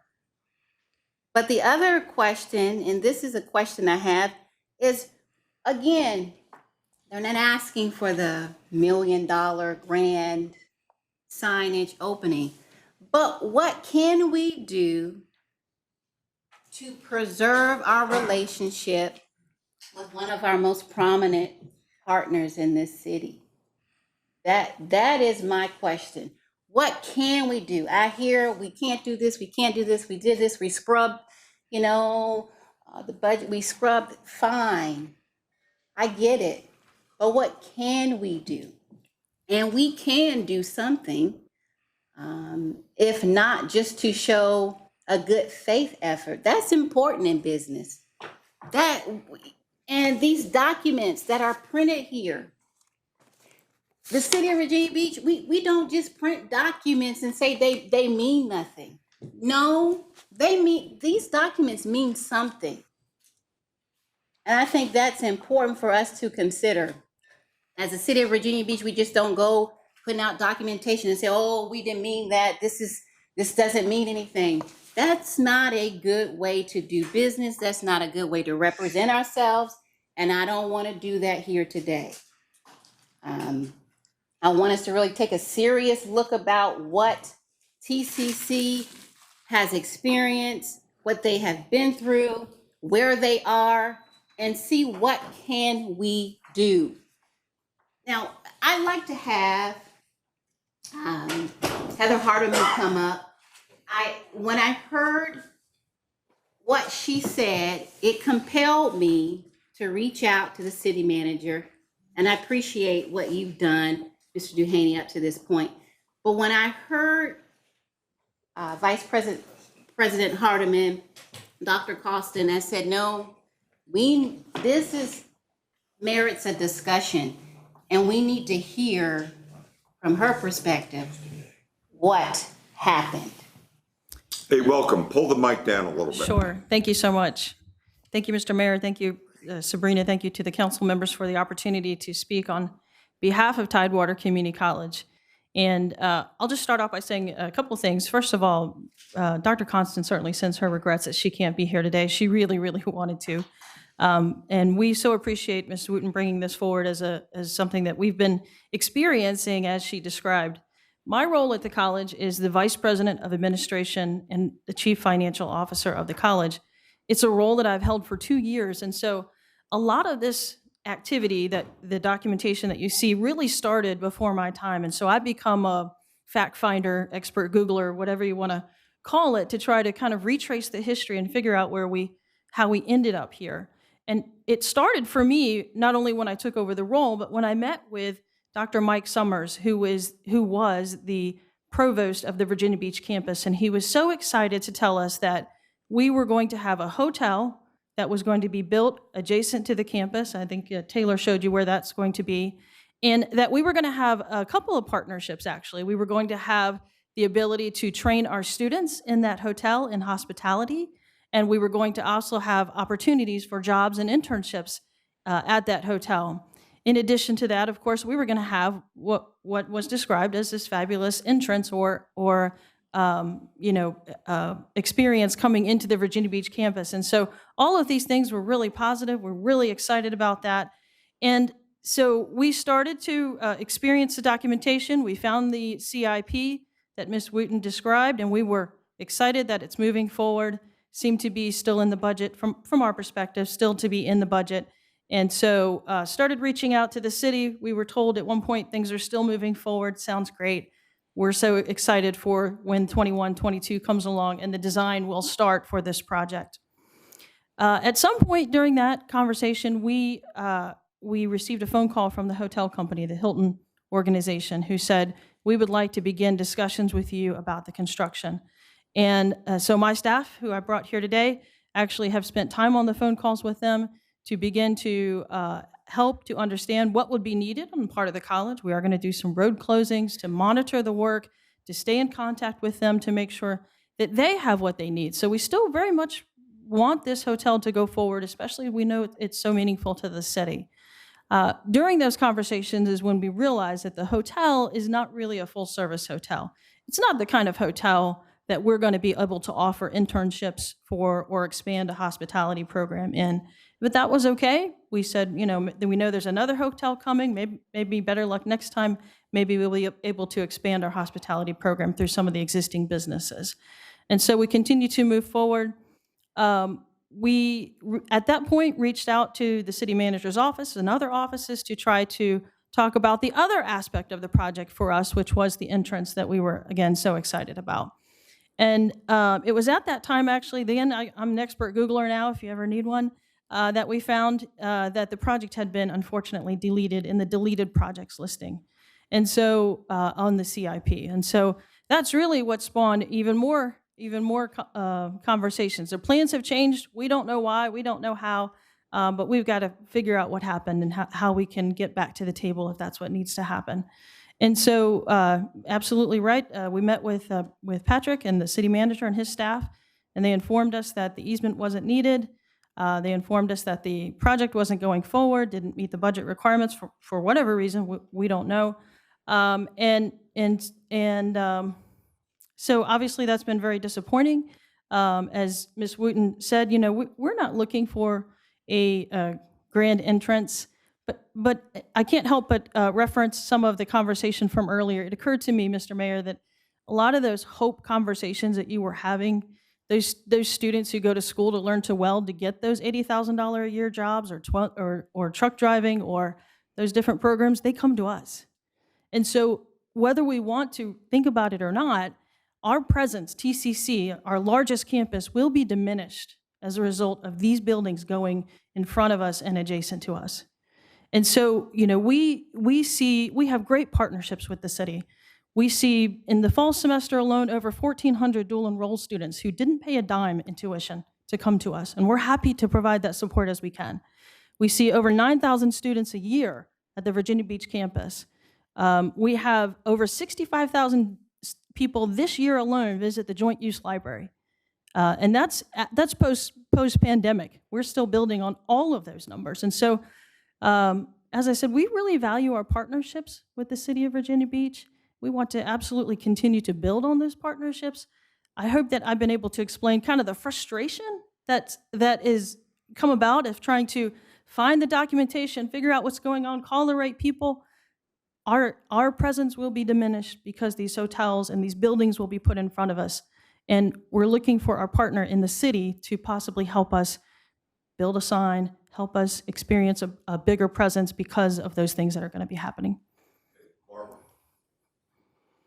This project goes actually way back to when that was in my district. And the hotel first came about way back when. And I really don't recall adding another entrance, another access off Princess Anne Road, because one thing I do know that Princess Anne Road has always been considered a controlled access, limited access road. And I'll be glad to look in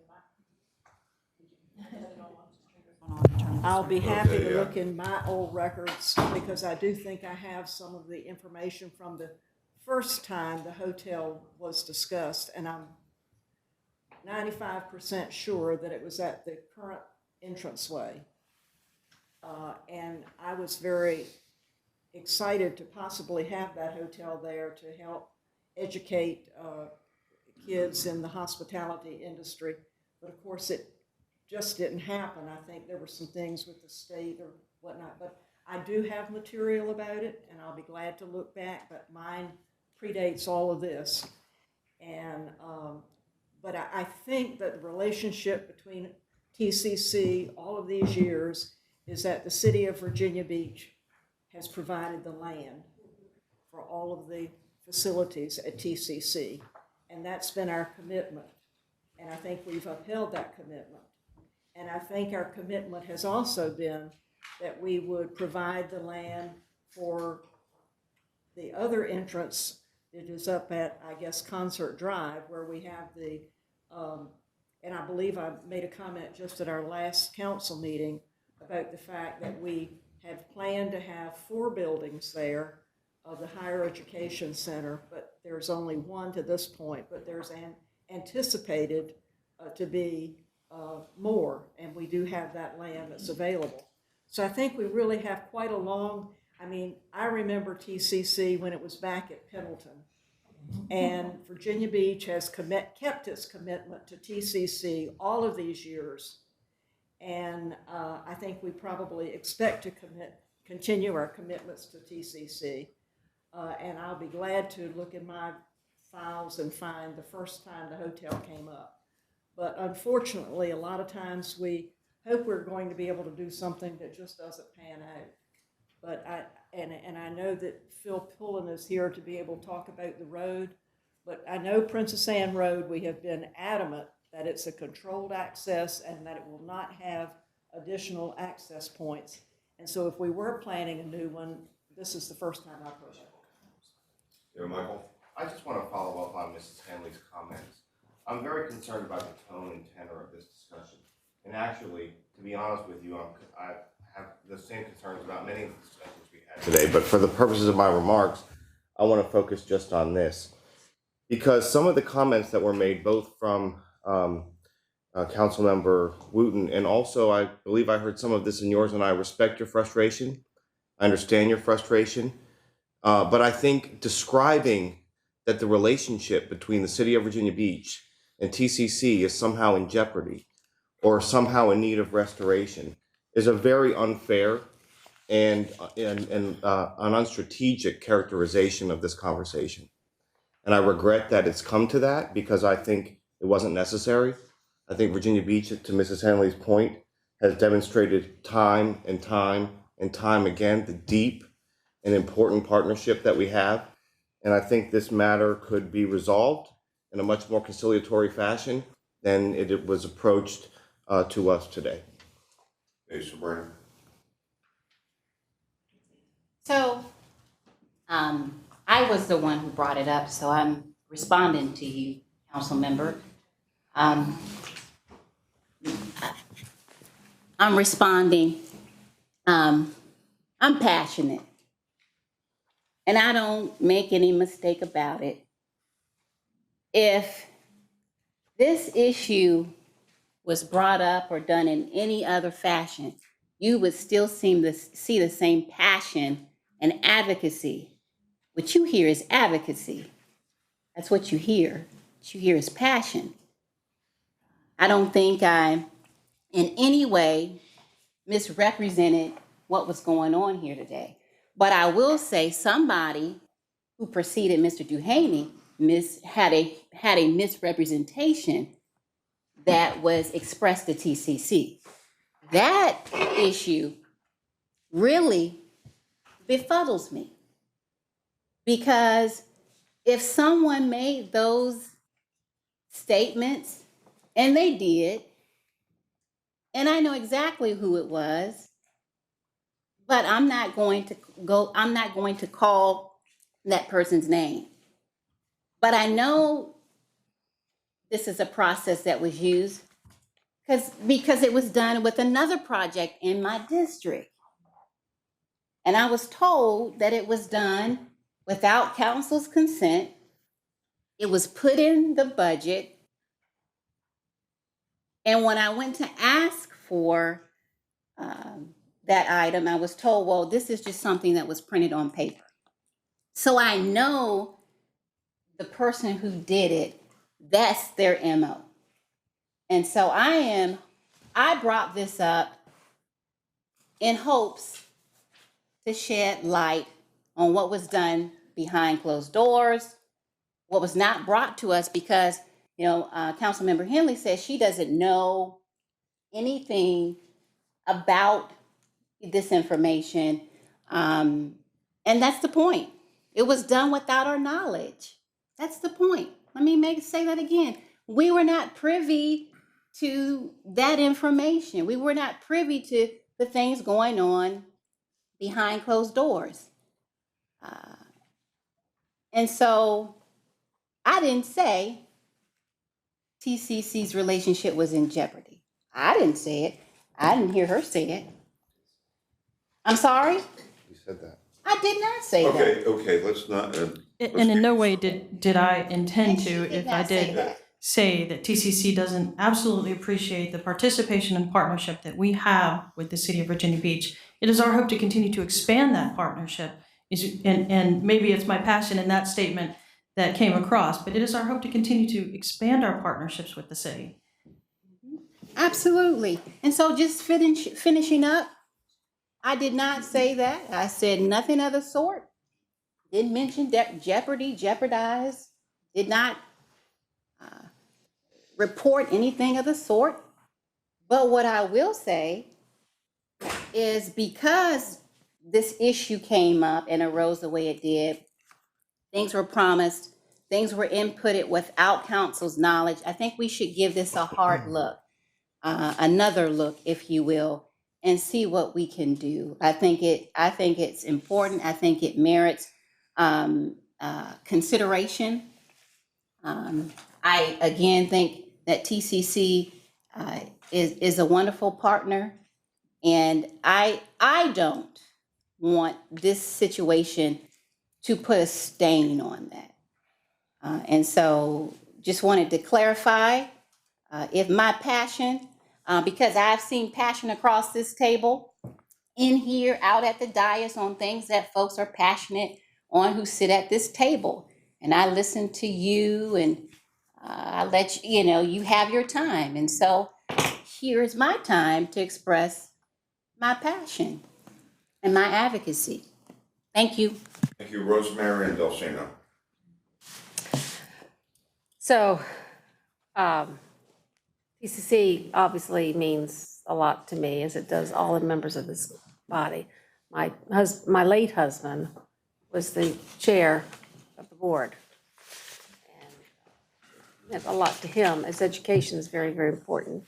And I know over the years, as Ms. Henley said, whenever the TCC said, we want a new building, we need land, we were quick to not only provide the land, but the infrastructure. We not only provided land, but we built the roads and the infrastructure that was needed to get to those buildings. So TCC is very, very important to us. And the first I ever heard about this issue was when we were very close to voting on the last part of the hotel, when they had been waiting for years and years and they were at the finish line, and we heard there was a problem with the easement. And then we heard a little bit about this. Then we found out that they didn't need the easement. So I wonder if Mr. Duhaney would, there does seem to be some confusion here. If you could shed some further light on this whole situation and what happened when, but I don't remember this council ever having this discussion. And the years that I've been here, I don't remember having a vote on this, but something could have been buried that I didn't know about, so. Yeah, and Dulcina, it was okay that Patrick would respond first, and then you'll definitely have your. Mayor to the Vice Mayor. Vice Mayor, you're correct. I got a phone call about 2 days before council was to vote on this from the president, and also I think yourself as well. And they brought it to my attention. And from the conversation, it sounded like to me that council was going to vote for something without the right information, and it may have even been possibly inappropriate vote, right? So at that time, I notified the mayor and the vice mayor, and I think Mr. Moss, you're also in the meeting. Hey, I got an issue that I need to take care of, and I asked if it was okay for me to pull that off the agenda. And then Councilmember Wooten, I called you a little after to let you know, hey, there's an issue going on with a project in your district as well, right? So we got that off the agenda. And then we met with Dr. Costin's team and also my team, and we got to the bottom of the matter. And what it looked like, talking to the public works folks, is that previous direction was given to create an intersection, and what's the funding in place, at least that was programmed in the project, would not build a road or entry or parkway. All it would do right now is build culverts and possibly a traffic signal and make the curb cut. So if we were to build a grand entryway, you're talking about a significant amount of more money than what was programmed. And once we looked into it, we realized we already had an easement for utilities, so we did not need permission from TCC.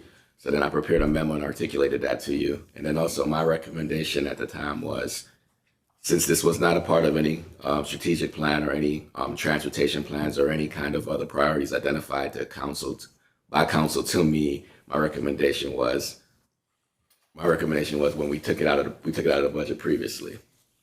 Right? And then I also said if council wanted to take that up, we can probably take it up at some other time should council so desire. And Ms. Wooten reached out to me after a meeting with TCC and asked for us to bring this to agenda so council could have that discussion here today. But I apologize profusely to TCC because I understand what predicament that put the president in, where she was led to believe that something was going to come to fruition that was not. I let her know, I apologize and I'm sorry, but my board, the ones who appropriate the funds, were not aware of that. And knowing the myriad of responsibilities that you all have as well, I couldn't recommend at the time that we take dollars from other priorities to take this up at that time. Hey, Delcina?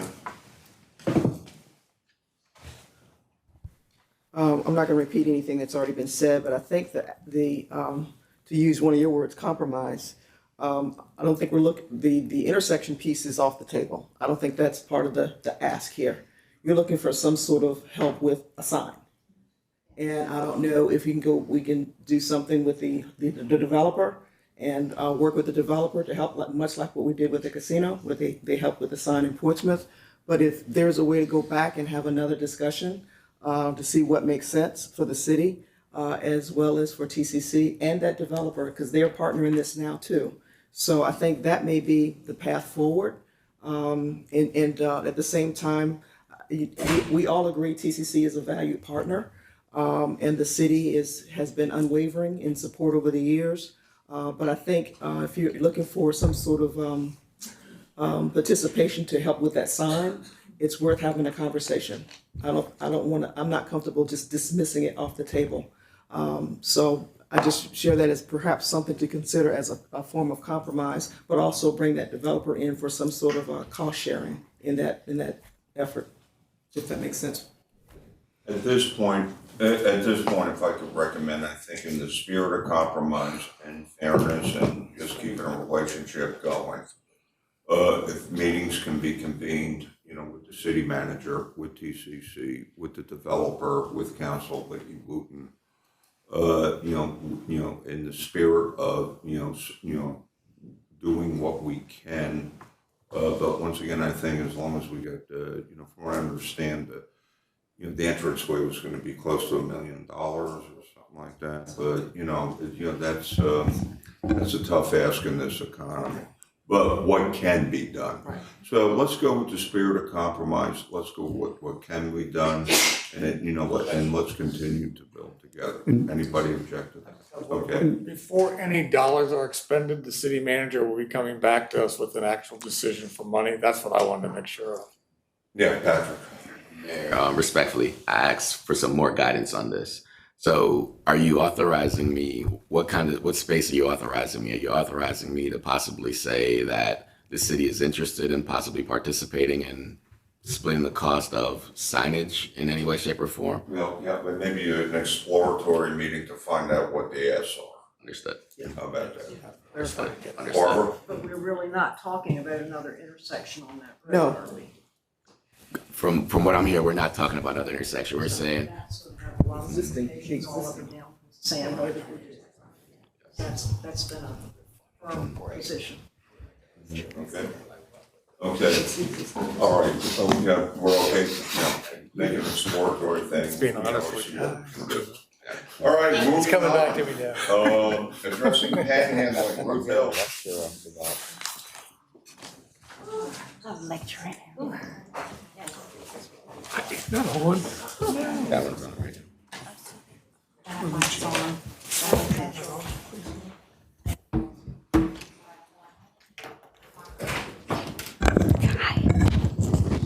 just wondering if we can Mark, if we can play shuffleboard with these things, back and forth.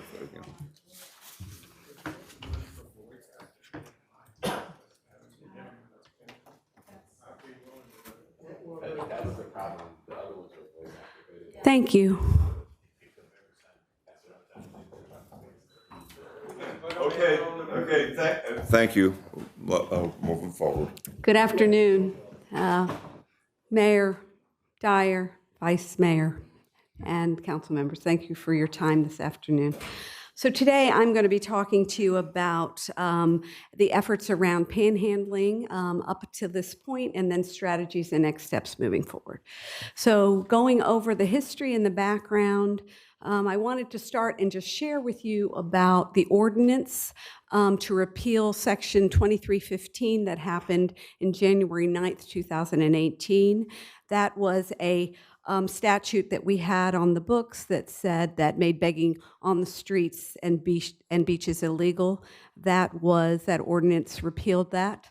Then in 2010, we had a donation meter program. I'll talk a little bit more about that.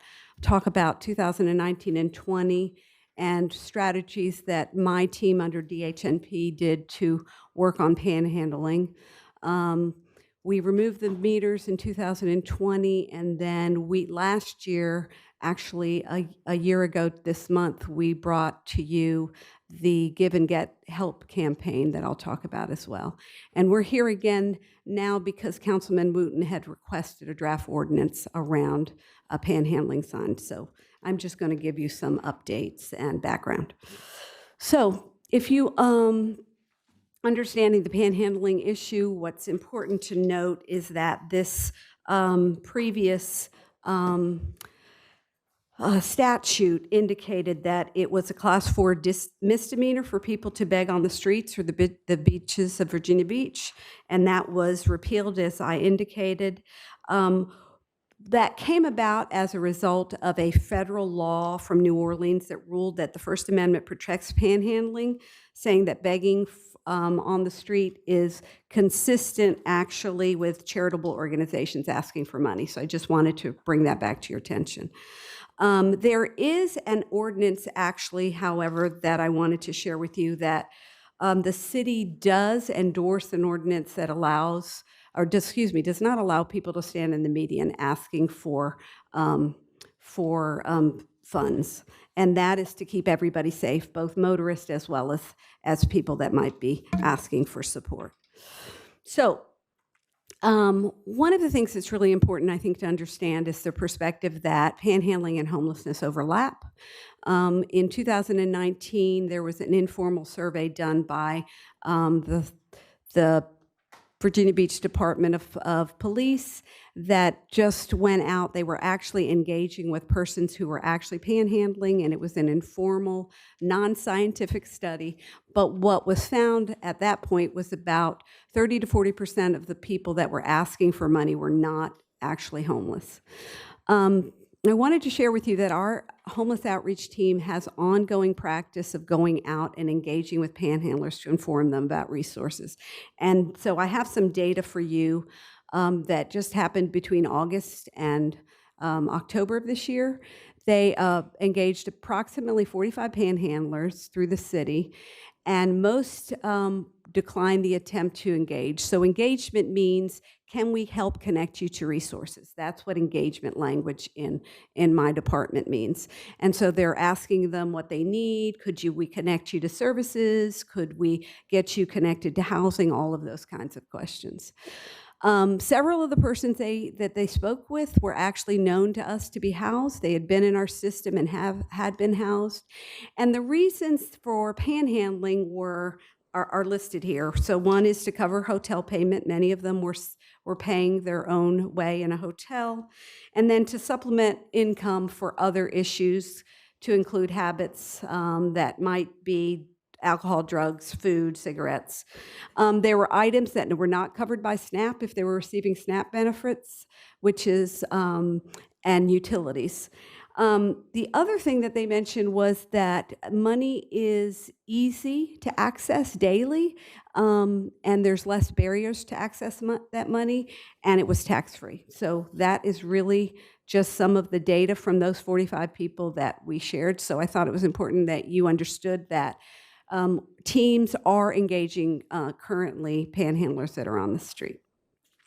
So going back to the history, we launched a donation meter program in 2010.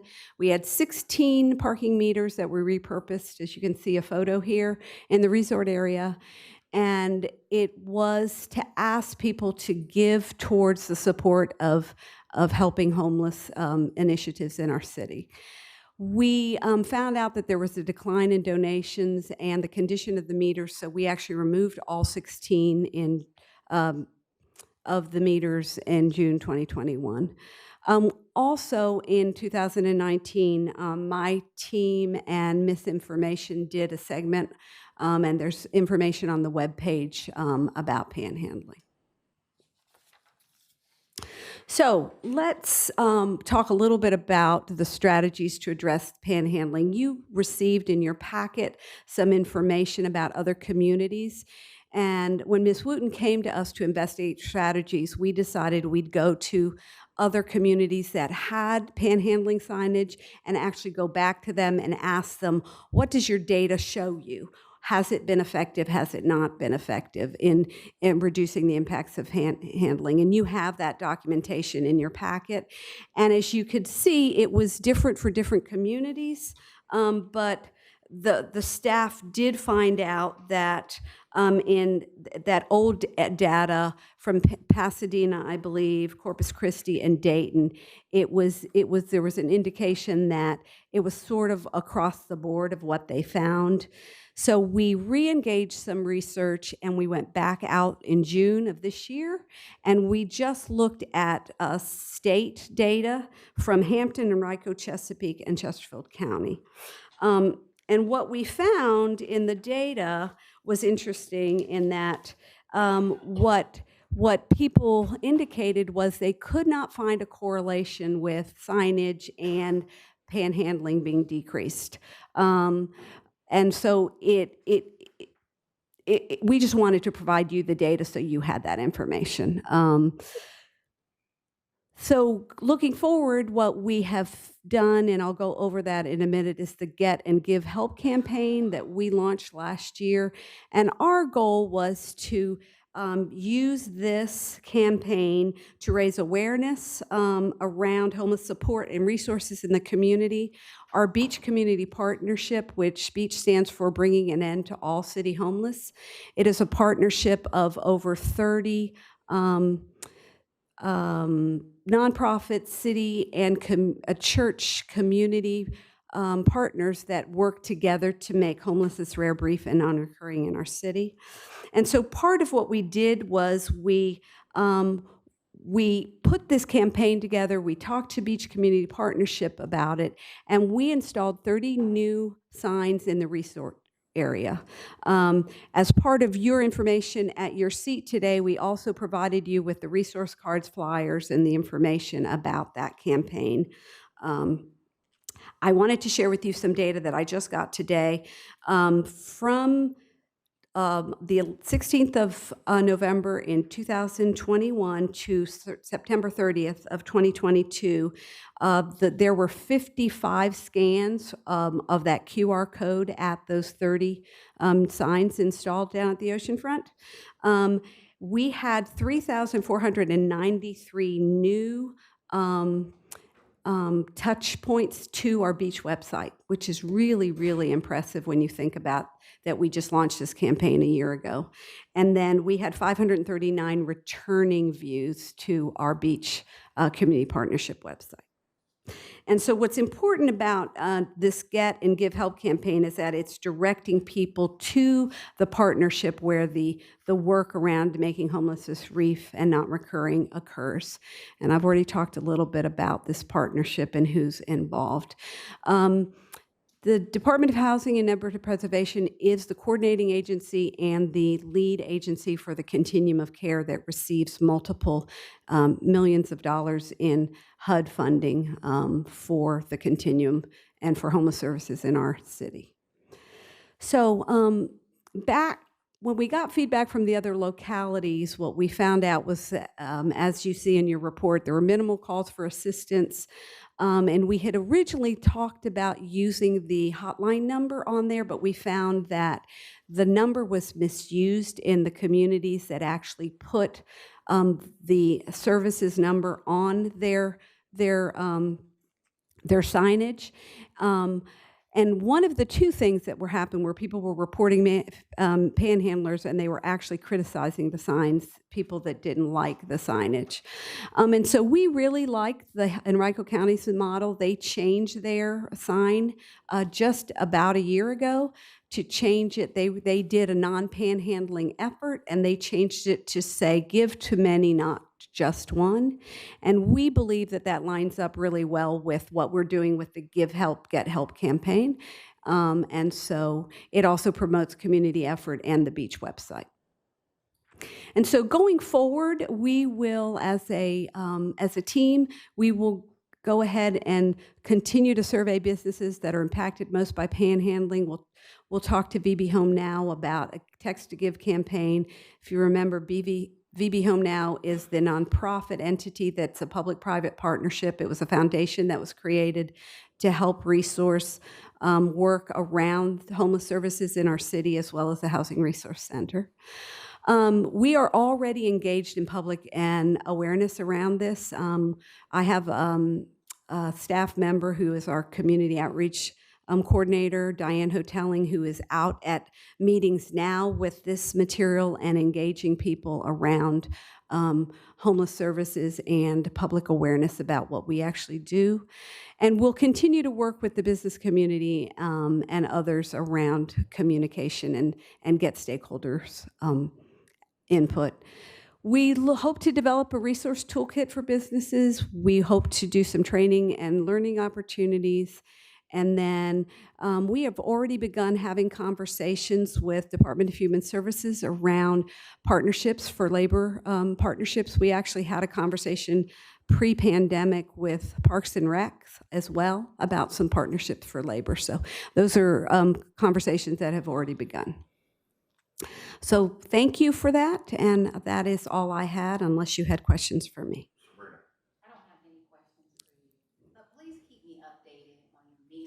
Yes, ma'am. Yes, ma'am. Thank you, Ms. Wooten. Mm-hmm.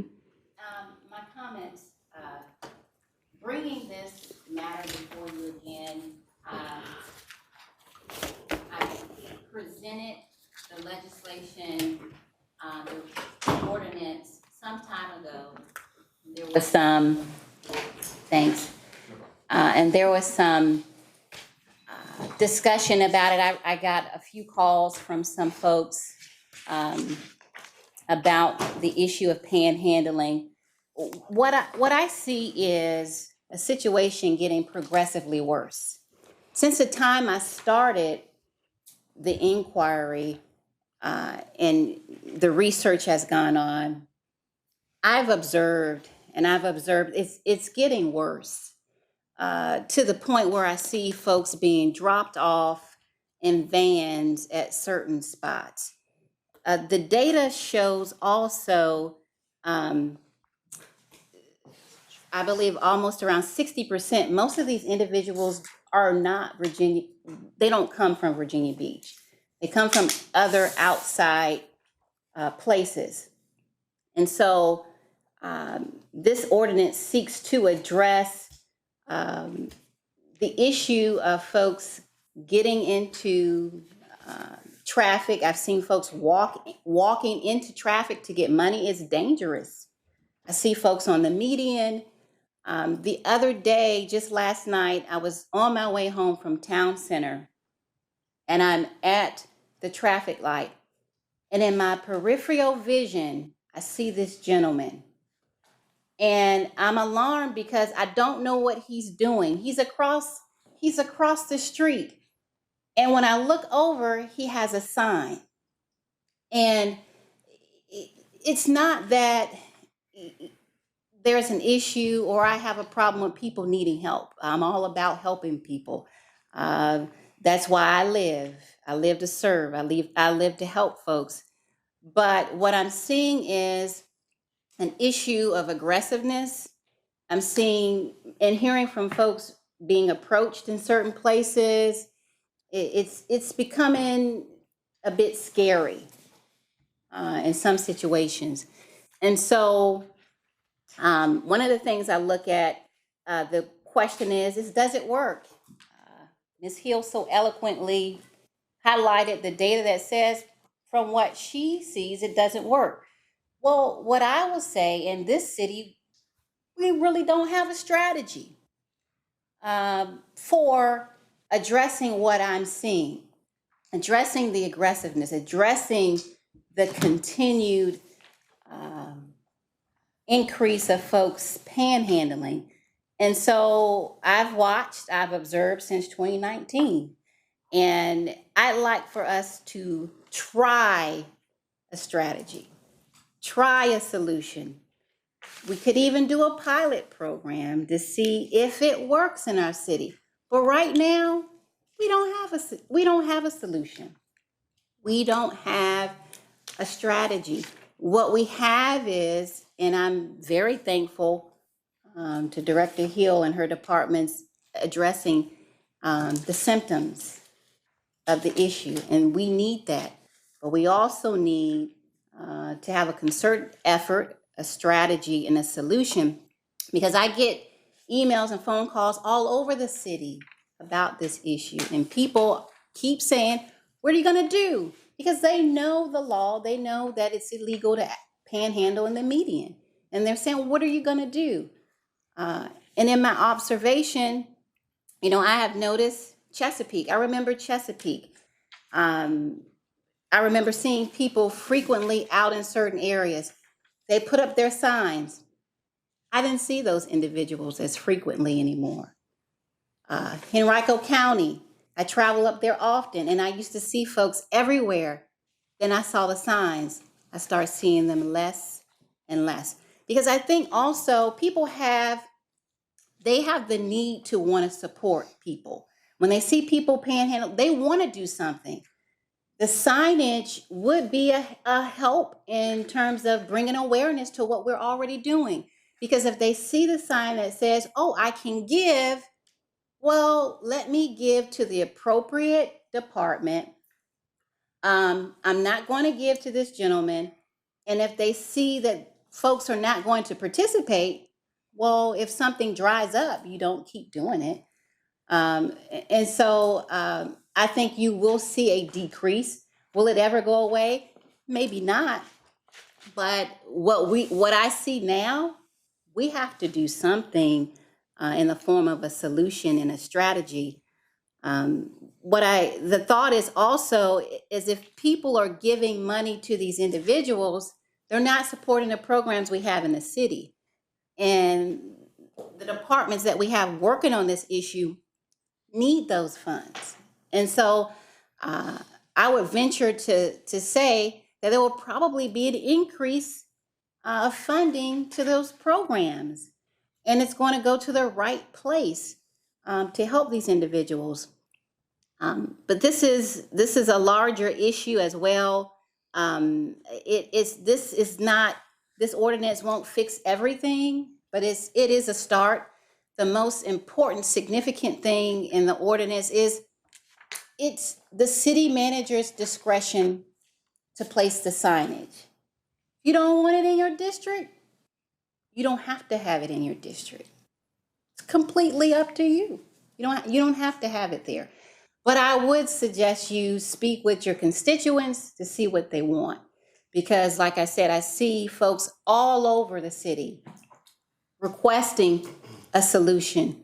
What are we going to do? Are we going to address this? And so that certainly is an option. Again, if this ordinance is not something that you wish or like or to have, tell me your solution. What would you like to do? Can we do a pilot program? I could start it in the district where I serve and address it. Happy to do that. Happy to bring back numbers. Happy to see if there's data to share with you. But I think the cost of doing nothing is not serving us very well. And the situation, from my observation, and I have observed for some time, it's becoming more and more aggressive. And for some folks, it is frustrating, scary. And I think this ordinance at least addresses a possible solution. So I have requested the ordinance be sent out in copies to you, and hopefully you'll get that in your Friday package. Thanks. Michael? Well, I just want to thank Ms. Hill for being here and for sharing this information, and I look forward to receiving the ordinance that Councilmember Wooten referenced. For me, and I'm not suggesting that anything didn't go, but for me, I would have loved to have had a copy of it so that I would have had a chance to compare it with, if you don't mind me finishing. But you already have a copy. I already passed it out to you. Well, I don't, but if you don't mind me finishing. But I just wanted to say you did see a copy So if you read it. I thank you for the opportunity to welcome. finish my thoughts. You're welcome. Director Hill, for me, it would have been useful to have that as a point of comparison, because I think for us to suggest, for anyone to suggest that we don't have a strategy to address homelessness in Virginia Beach, as well as the behavior of panhandling, is not completely accurate, doesn't tell the whole story, because I know that you and I have had many, many conversations about the vast networks of partnerships that you have established and nurtured, as well as the incredible work that nonprofit organizations in our community, such as the JCOC, such as PIN Ministries, and many, many, many others, particularly among our faith-based communities, are working on. I do think, though, that Councilmember Wooten is right, because this is not a unique challenge. This is a challenge that every community is experiencing across the country, and we've seen a national surge in issues around homelessness, issues around unemployment, and it's terrifying. It's very troubling to see. And the types of aggression that Ms. Wooten referenced is true, and it's alarming, and it's related to crime. So this is also a public safety conversation as well, which just, I think, enforces and reinforces the need to not only support public safety professionals and the funding that comes along with the work they do, but also to coordinate the type of community-based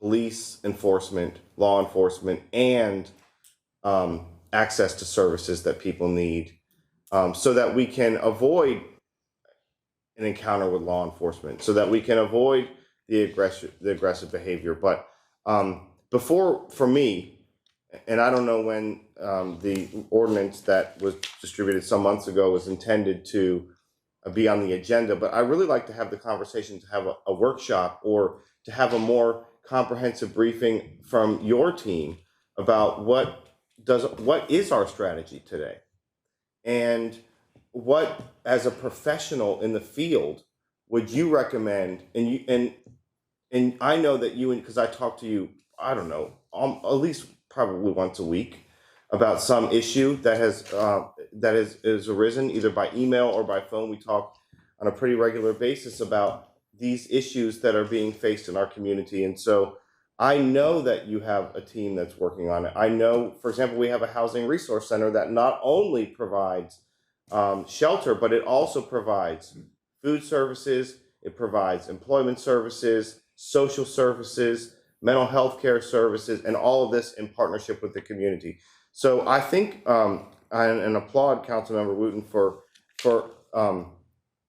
bringing this issue to the table, because it's true. We are having issues with panhandling, but we're also having issues with all the things that go with it.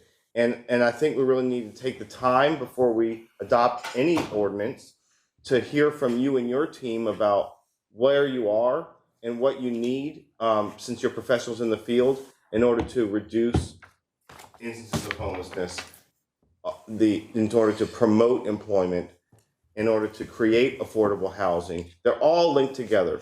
So I'd be interested in what your thoughts are as a professional in the field for what resources you need in order to find solutions that work for our community. Thank you. Okay, John? I just want to come back to 30 to 40% of the panhandlers are not homeless and they're housed. And so that's the first part. So you're not going to eliminate panhandling, you need to eliminate homelessness. So that's the first part we just need to get. So there are two tacks. Secondly, we know that because we live and not in Russia or some other place in Europe, that people have a constitutional right to be on the sidewalk and solicit money. So we just have to accept that. So now, so they have a right to that. So now the question is whether you're a kid collecting for softball on Rosemont Road in the median strip last Saturday morning, which I saw, I'm sure other people did too, or you're actually a professional panhandler. Number two is how do you go about making so that when that activity does have it, that you have a practical way to enforce that. That is the challenge to eradicate the 30 to 40%, and a sign is not going to do that. You could take the British approach, who love CCTV cameras, and places and dispatch people when it's happening, and then you apprehend the people, and they now know you pick the hottest hotspots, since we have this fiber network, and cameras are cheap, and you target enforcement and make it inconvenient, so they go to some other locality probably where it's not. But I just want to make sure we focus on that we have two things. One, the people that are doing it because they have no play, and other people, I never forget the EMS professional, Mr. Mayor, you made me call this, when he said he went through a home, it was in Trentwood, and he recognized the pole and the bucket and the person who panhandled. So I just want people watching to realize we really have two aspects of this we're dealing with. And I'm all with Michael on dealing with people who, but we still have the 30 to 40%. And the only way you're going to be able to effectively deal with that is if you have a practical way of enforcing when people leave the sidewalk and enter into the street. And that's a challenge. So we just want people to realize that putting up a sign does not solve the professional panhandler, and that we need a different strategy for that, and one that we can afford to execute. Because that's what I try to tell people at Civic Leagues when this comes up, the practicalness of, I'm with them, but I always tell them the best solution is to keep your window up. Because if your wallet doesn't come out and the money doesn't go out the window, the people will go away. It's like in animals, if there's no food, the animals go to a new territory. So you got to stop feeding the panhandler. But I just want to frame that so that the staff recognizes that we recognize around the table that we're not asking for the cure-all, because there isn't a cure-all. But so a strategy to get back, we have a strategy, but a strategy for the, I'll call it the professional panhandler, is a whole different approach than what we need to do for people who need help. Hey, Rosemary and Sabrina. There we go. And just, we haven't gotten very far with this, but Mr. Branch and I, we've talked to the city manager about doing a task force on homelessness. And maybe, and I understand, John, what you're saying, this is not all of homeless, but it is a big chunk of it. So when we get to that point, maybe this is something that the task force could look at. Okay, Sabrina. Just want to make sure I clarify, as was mentioned by a couple of my colleagues, this is not a solution to end all homelessness. It's not even about homelessness. This ordinance is about addressing panhandling and reinforcing the law we already have on the books that says you cannot panhandle in the median. And that is also what I hear from constituents. They say, why aren't we reinforcing the law that's already on the books that says we are not, or their panhandling is illegal in the median? This signage does that. It says, do not give to panhandlers in the median, which reinforces the law that's on the books. Just makes sense. You know, again, too, it brings awareness to the program we already have. This ordinance is not to negate anything that the Department of Housing and Neighborhood Preservation is doing.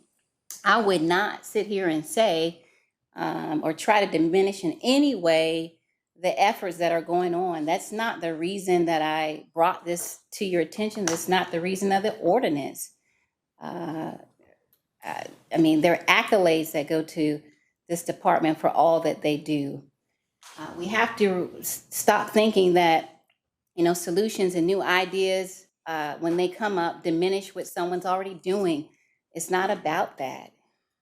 It's about addressing an issue, a concern, one that constituents bring up often and all over the city.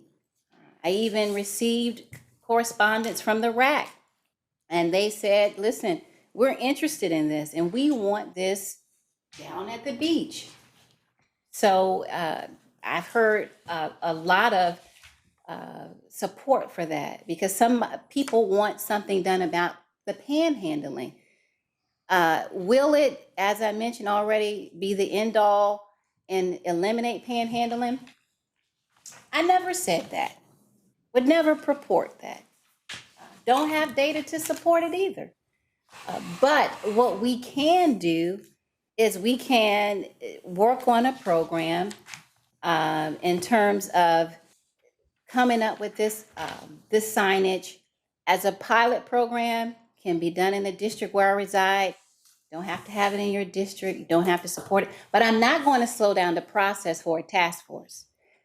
You can have your task force and work on this ordinance at the same time, because the task force on homelessness is a separate issue. Panhandling, homelessness, separate issues. Do the task force.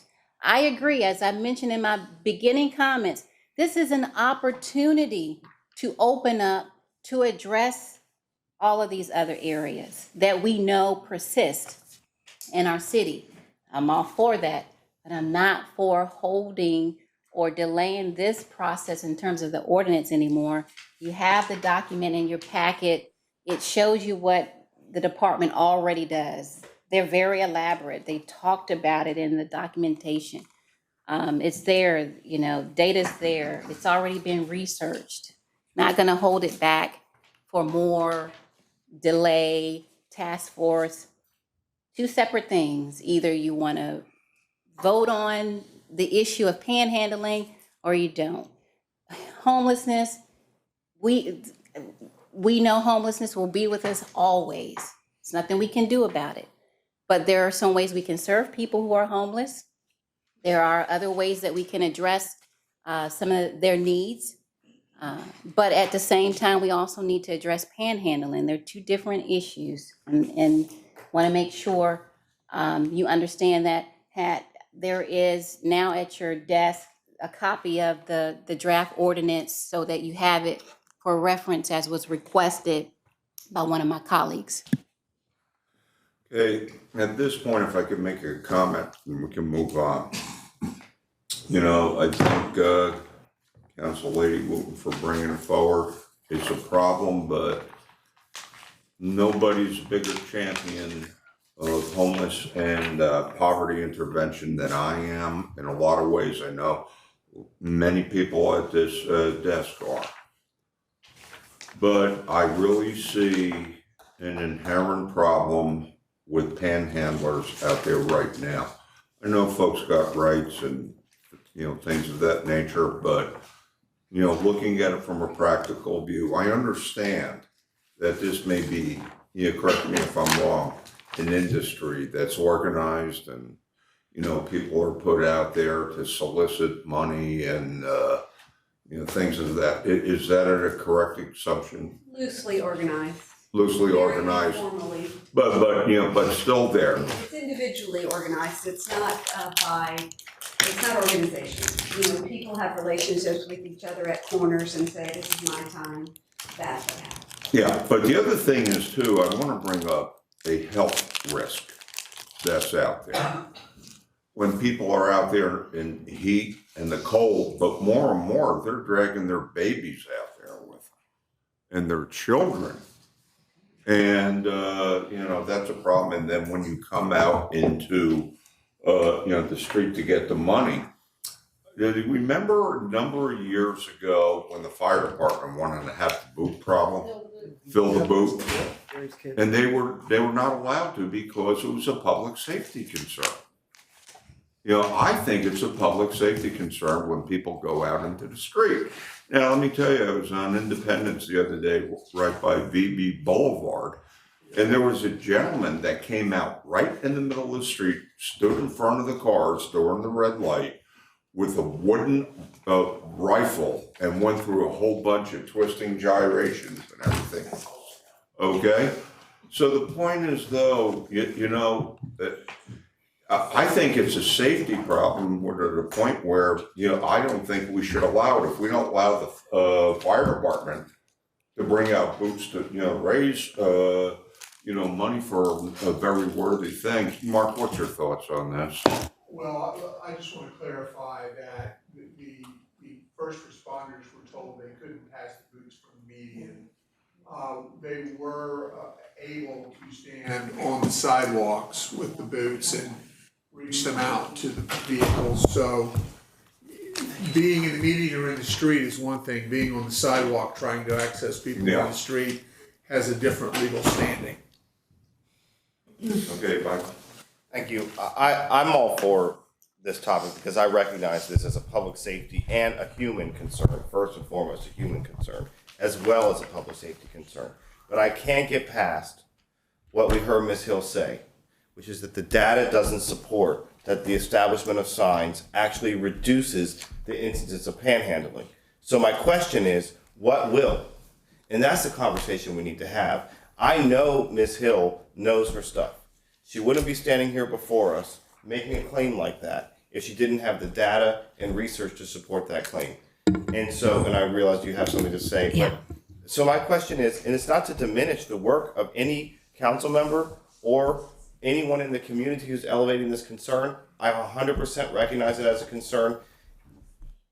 However, Mike, I think the question that we need to be asking ourselves is, we all acknowledge there's a problem with panhandling. What is proven to reduce it? And let's maybe pilot project that.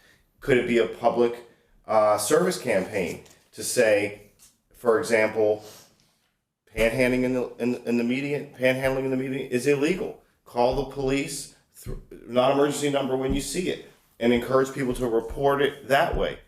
But we shouldn't throw good money at bad policy if it's demonstrated to not work, and that's the concern that I'm raising here.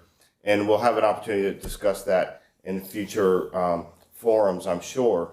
But I think we really need to be asking the professionals in the field what we all agree there's a problem with panhandling.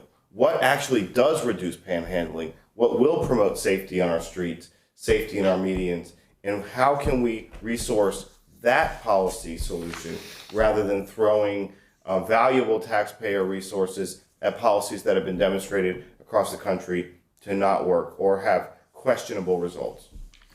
Okay. So if I can make a clarifying statement about the data that I was referencing was about saying using a phone number to call a phone number and that people would use the phone number and not panhandle. We have not gotten information from Henrico County since they've changed the phone number to this give to many, not just one.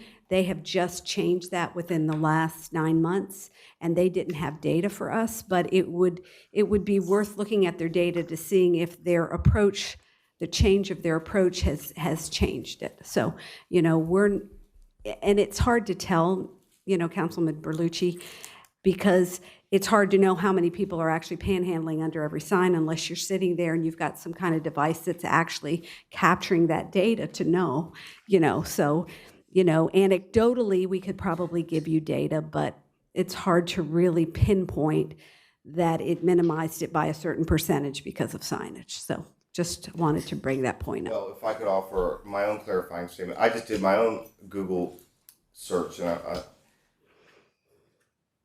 it's not hard to find that data. It's not hard to find. I'm all for trying everything, but I think that's the point. We need to really do, if we're going to really address this issue of panhandling, and we should and we need to, let's do it. Let's do a dive and let's really lean on experts in the field to tell us rather than we tell you what the solutions are. Okay, Sabrina? I think if you read the documentation that was provided for you, I did ask. I've been working on this since 2019. It's one of the first things that I actually started working on when I came into office. I'm not telling anybody to do anything. I have collaborated with staff, asked their suggestions. They told me what they did, told me and suggested what we could do. A lot of the things you saw up there was suggestions that they said they are working on or they are doing. So again, this is a comprehensive issue. But if you have something that you want to bring as a solution, do it. You can do that. Bring your ordinance forth. This is the ordinance that I'm bringing forth. And if you look at some of the data that's here, there's some data that says that it does work in some cities. So I've seen it work in cities. I've seen it work in Chesapeake. I've seen the diminishing numbers. And again, the pilot program, if you want to do another pilot program, you can do another pilot program. But from what I have seen, the pilot program, and I can suggest it be a pilot program or not, but this ordinance suggests one way of addressing the issue. Feel free to bring up your own. Okay, at this point, if I can make a suggestion, let's bring forward the ordinance, vote on it. And, if it passes, that'd be great. But once again, if this were a simple solution, it would have happened a long time ago. This is a tough one. But once again, we could, my suggestion is that we give this a full consideration, get out there and try it. And then based on the response that what happens, the art of compromise, see if we can find a way to improve it, or even, come up with other collaborative type methods, that may be beneficial as we look into it forward. But, at least we're having a discussion on it. Let's bring it forward, vote on it, maybe give it a shot, see what happens, and then make, any course corrections that might, come down the way that may improve it or enhance it. But I guess the thing is, the journey of 1,000 miles begins with the first step. So that's my recommendation. Okay, thank you, Ruth. You're very welcome. Thank you. Appreciate what you do. Thank you. All right, Mr. Manager, I think we have some planning items to talk about. Yeah. Mr. Mayor, members of council, at this time, our planning director, Bobby Tahan, will provide council with an update on the items that will come to you before your next voting meetings.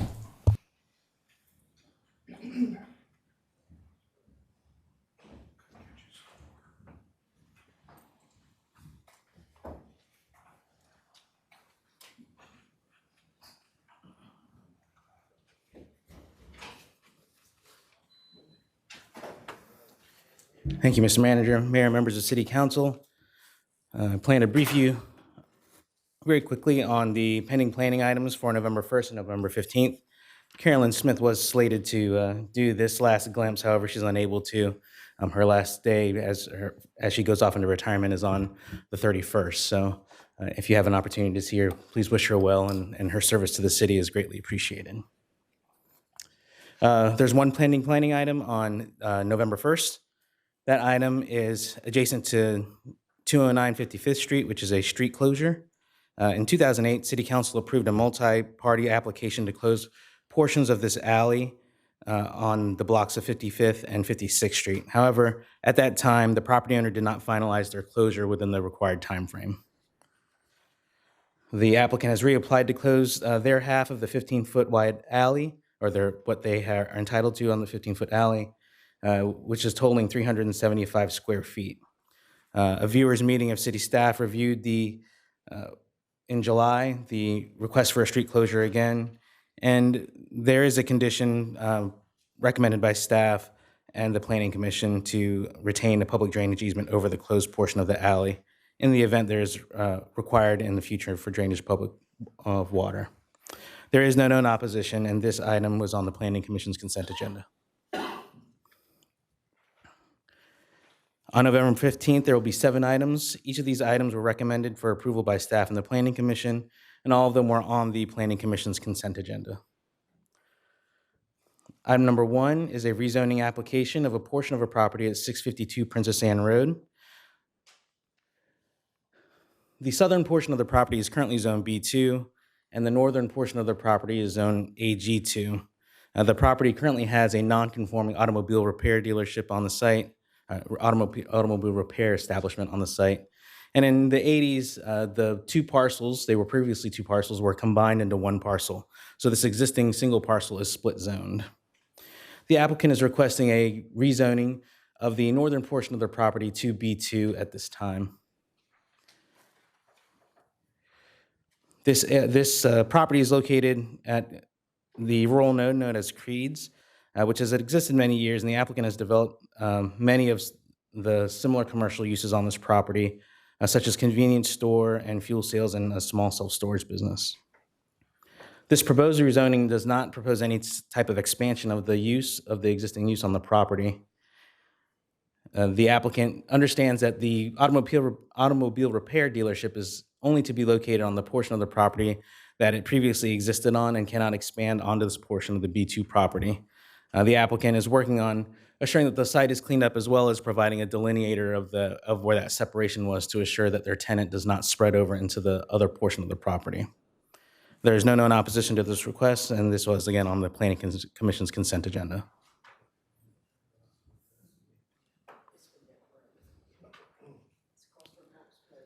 I'm just asking Ms. Hemley whether or not those 2 properties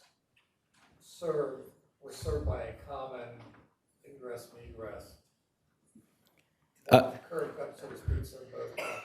There is no current curb cut for what was this northern portion, so it is only serviced by the 1 access on the corner. And that would still apply to both these parcels when they're zoned, or by this rezoning of the. I'm just trying to understand that the consequence of this is we lose our leverage, not to say that they have to continue to serve both parcels from 1 curb cut. Or with this parcel is entitled to its own curb cut, it's just not now using it. This is not a separate parcel, so this is combined. These 2 parcels are combined at this time, and so if a second entrance would be permissible, it would be if traffic engineering said it was approvable. Okay, thank you. Yes, sir. Item number 2 is CP Marine and Diesel Service, Inc. at 1399 Ariel Avenue on the western portion of the city. This is a modification of conditions for an auto repair garage, which was approved in 2015. The conditions of the 2015 approval have not been reflective of how the business had operated over the past years, and the applicant is requesting a modification.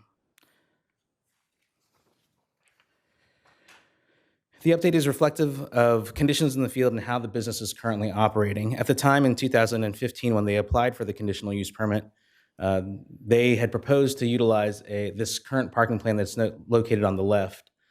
They proposed to alter their parking plan, which still meets the parking requirements of the city's zoning ordinance on the right-hand side, which will provide better flow on the site. Also, there was a dumpster enclosure that was located on the property. The dumpster enclosure was removed from the property, and they're currently sharing a dumpster with the adjacent property, which is permissible. The reason why I bring that up is there was a condition that said the dumpster enclosure that was on the property was required to be screened, but they removed the dumpster from the property. At the time of our conditional use permit inspection as well, the landscaping was deficient on the property that was required from the conditional use permit. The applicant has since updated the site and installed the proper plantings accordingly.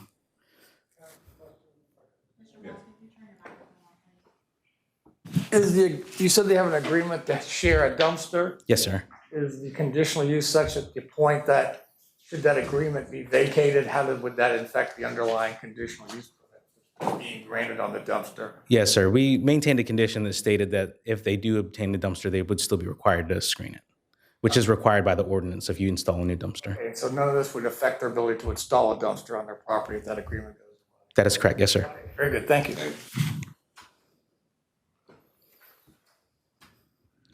Item number 3 is Green Clean Holdings LLC at 4769 Shore Drive. The applicant's requesting a conditional use permit for a single tunnel car wash at the corner of Pleasure House Road and Shore Drive. This property is located in the Shore Drive Overlay District, and the approval was reviewed by the Bayfront Advisory Commission and their design committee. Currently, the property has 5 points of ingress and egress. With this proposal, it will be consolidated to 1 point of egress, which will create a safer situation for traffic.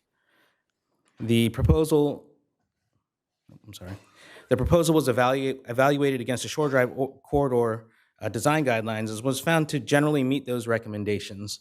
One of the recommendations it doesn't meet, however, was acceptable to the Bayfront Advisory Commission's design committee, was that the building was not pulled up to the street.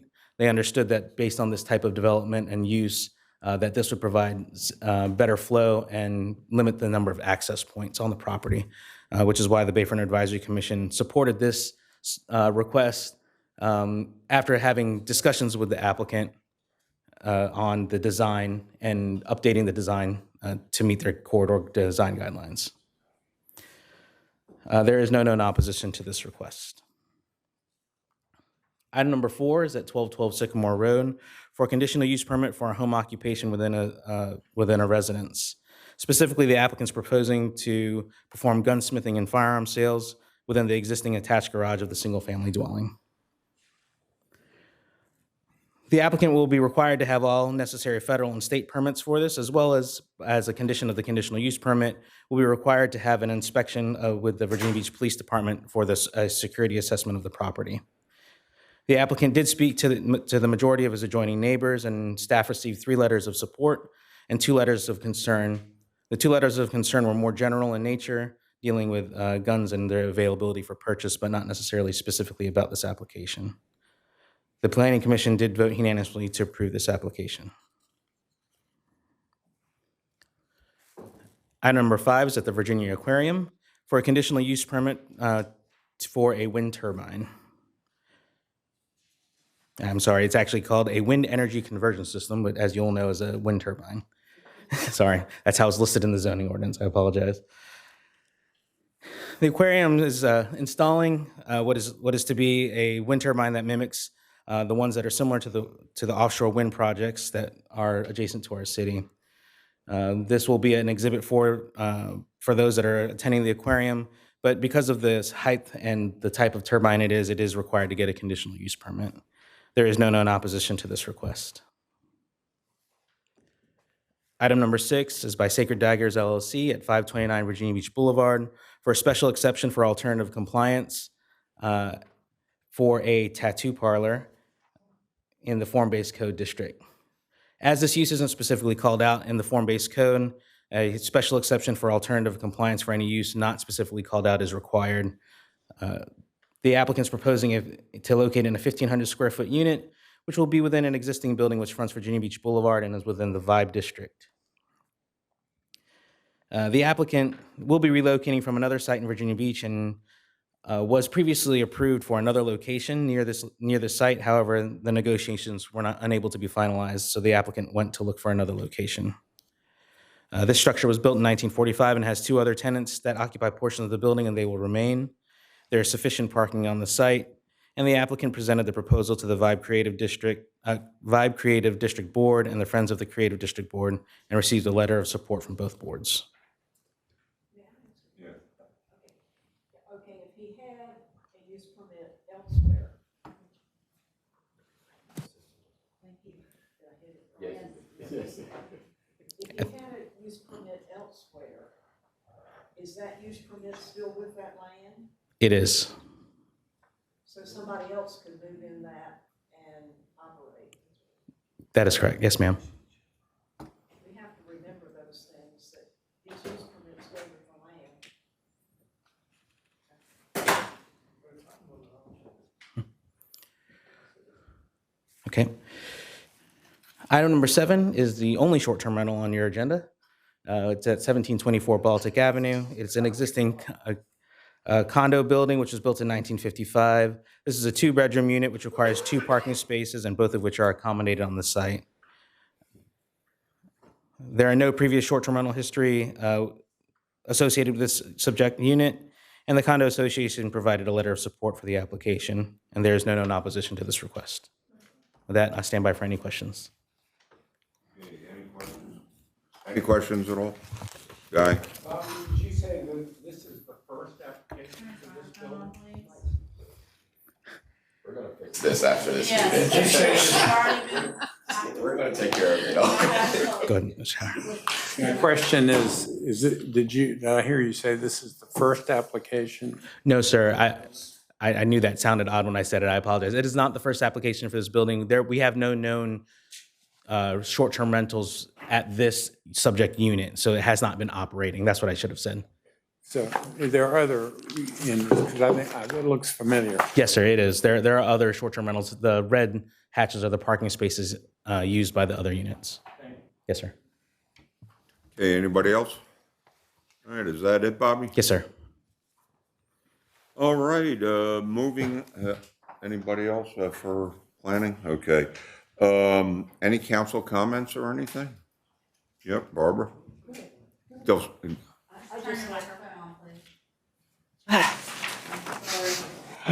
I just had a couple of issues that I wanted to comment on. A couple of things from the staff report. The firefighter sick and flex leave report. I do need a presentation of this. I didn't know if the rest of you, were satisfied just with the written document, because it's so complicated. I would really like to have a presentation. I don't know how we resolve it, whether it's something that we can resolve at this time or if it does have to wait for the budget, but I really think we need a presentation at this time. I would appreciate it. I also, in looking at the resignation of our emergency management director, Danielle, I would just have to comment that that department has done a fantastic job in having to go from just a few short years ago, it was a one-person operation because the only thing we ever thought about having problems about were hurricanes. But now there are so many things that have to be looked at, and I just have to compliment these people on the work that they're doing. I know two of these, the gentlemen I've heard presentations from them. I didn't know we called him Tops, but he made a great presentation at the Senior Resource Center about emergency management in general. And then a couple of weeks later, Mike Freeman made a presentation about an active shooter and how to deal with it. These people are doing a great job, and I just think we should acknowledge that, and finding a new director will be interesting, but I hope they know how much we appreciate the work that they're doing and so forth, or at least what I've seen. The other thing I wanted to comment on, we declared October as October cleanup month, and here we are at the end of October, and I just wanted to make some comments about, what has occurred during this time. There is a report that maybe the whole council can see. I think it's just for me, of the things that have been put out during this time and September and October. I do know that there have been a number of things that have different organizations have done. I just heard yesterday a report of the Lynn Haven River Now cleanups, which they do is a great thing. I know the Farm Bureau included cleaning up litter as one of their issues for their package when they adopted the official listings for the year. I believe Sandbridge did a cleanup, and so I'm hoping others have, and that this is something that can grow. But one of the things that I had heard on the news and I thought was quite interesting was the story that Kroger had selected Henrico County as a pilot community for moving plastic bags from stores. And so I asked that we contact them and see if they would like to include Virginia Beach, and I think we have contacted them, but we haven't heard back from them. But I think the very fact that the retailers are doing this is something that is great. And when we had our listening sessions, the retailers or the representatives of the retailers actually suggested that they might do an MOU with us about those things that they would agree to do. And I hope we will proceed with that fairly soon before we get to the time that we're considering this again, because I think having that will be an important aspect of, what we might want to do going forward. But I think that there have been a lot of things, and just noticing that, of course, November is, you don't have to stop cleaning up. As a matter of fact, November 19th is National Family Volunteer Day. And residents and visitors can join staff and volunteers at the Virginia Aquarium Creek cleanup or host their own event right in their backyard. But there will be that one in November, as well as a number of other things that have happened. And I hope we will also take the opportunity to do more education on our recycling program and what should go in those blue cans and what shouldn't, because I think how we just having people know how to dispose of their waste is important. And I did hear from one neighborhood that had such a presentation at a Civic League meeting how valuable it was for them. So we might want to do a little bit more of that. But I think I appreciate the staff getting out all of the word that they have, and I hope that it's making a difference. Thank you. Delcino? Thank you, Mr. Mayor. Just a few thoughts. I was at the Bayfront Advisory Commission. A couple things I promised to bring forth for consideration by staff. They asked for more thought to the process, the floating oyster cages, whether or not they should they be or not be, or so, where, how many, and if that's something they maybe beach and waterways should take up versus Bayfront. And then, of course, is there a way to combine the effort with the Phase 3, the Shore Drive? They're wondering what the delay is there. There's some issues and concerns there. And Great Neck Road, the bridge southbound lanes need striping. Those are some issues that they brought up. And the canoe lights need to be replaced on the Lesnar. And then lastly, replace the poles on Shore Drive with flags as a gateway. So they just want staff to bring that to staff's attention. Thank you. Okay, John. One science item, but it's newly published NASA data is available, so it's digitized. But we were moving into a phase that's going to last about 2 decades. John. Science data update, but NASA's just released digitized data set that we're entering into a 2-decade moon wobbling phase. And that's going to have tremendous impact on tidals. Tidal swings 2 to 3 feet when you have abnormal tide. So I know we have an economic model, so I think it would probably be, a metric model for that. Probably would be very important to look at that as we're modeling to see at high tides, but it's going to be some significant differences based upon that. So that's just a science piece. On another point, I'm going to continue to be asking fiscal policy questions for data to share, but I think the appropriate time to be discussing that is after November 8th. We know what leadership we're dealing with or whether we need to deal with it at all, but I'm going to continue to pose those types of questions so you can see what our fiscal capacity is for tax relief and also what all these unknown bills are that we're going to see. I just wanted to share with you, I'm not bringing that up for any kind of direction, but I'm going to keep collecting that and at the right time, enter that into the conversation. Thank you, Mr. Mayor. Thank you. If I could just ask a question that jarred something, and I just saw something today from the governor's comments because of the very low scores that the state seems to have in reading and so forth. And it's just the quick, whatever I saw indicated, maybe it was something that we had in our packet in the press release for today, that he officially called out Norfolk and Virginia Beach as not utilizing this money that's in the bank. And I think he said Virginia Beach has something like $80 million. I'd like to hear about that.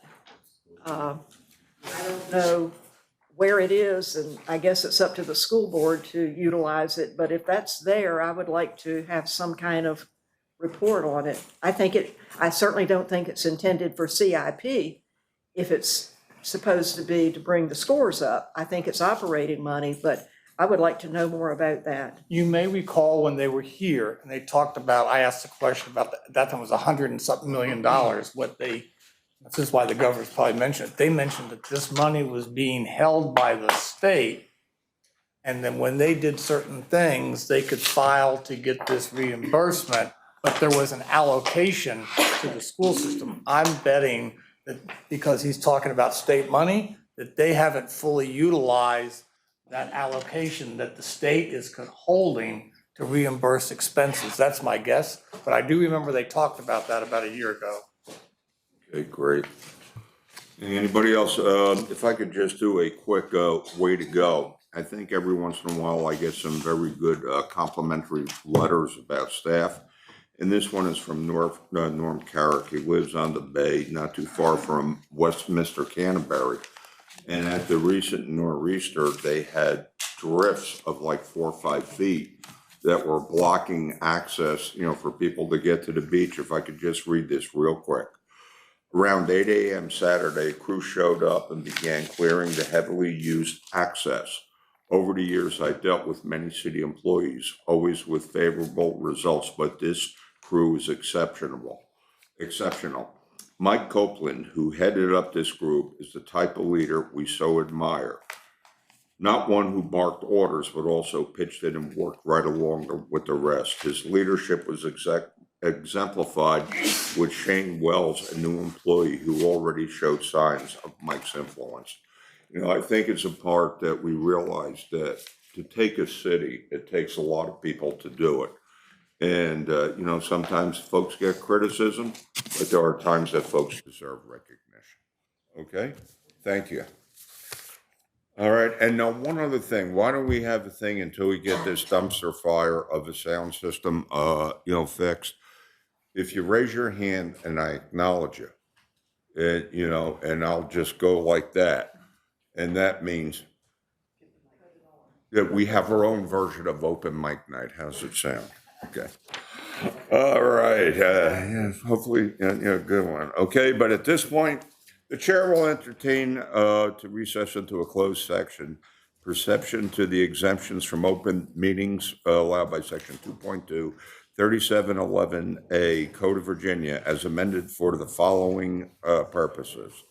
Personnel discussions, considerations or interviews for prospective candidates for employment, assignment, appointment, promotion, performance, demotion, salaries, disciplining, or resignation of specific public officers, appointees, or employees of any public body, to section 2.237A1, council appointments, council boards, commissions, committees, authorities, agencies, and appointees. Do I have a motion? So moved. Second. Okay. Councilmember Belushi? Aye. Councilmember Grant? Aye. Councilmember Henry? Aye. Councilmember Holta? Aye. Councilmember Miles? Aye. Councilmember Moss? Aye. Councilmember Rouse is left early. Councilmember Tower? Aye. Councilmember Newton? Aye. Vice Mayor Wilson? Aye. Mayor Dyer? Aye. 10 to 0. Okay, we're going to recess into close.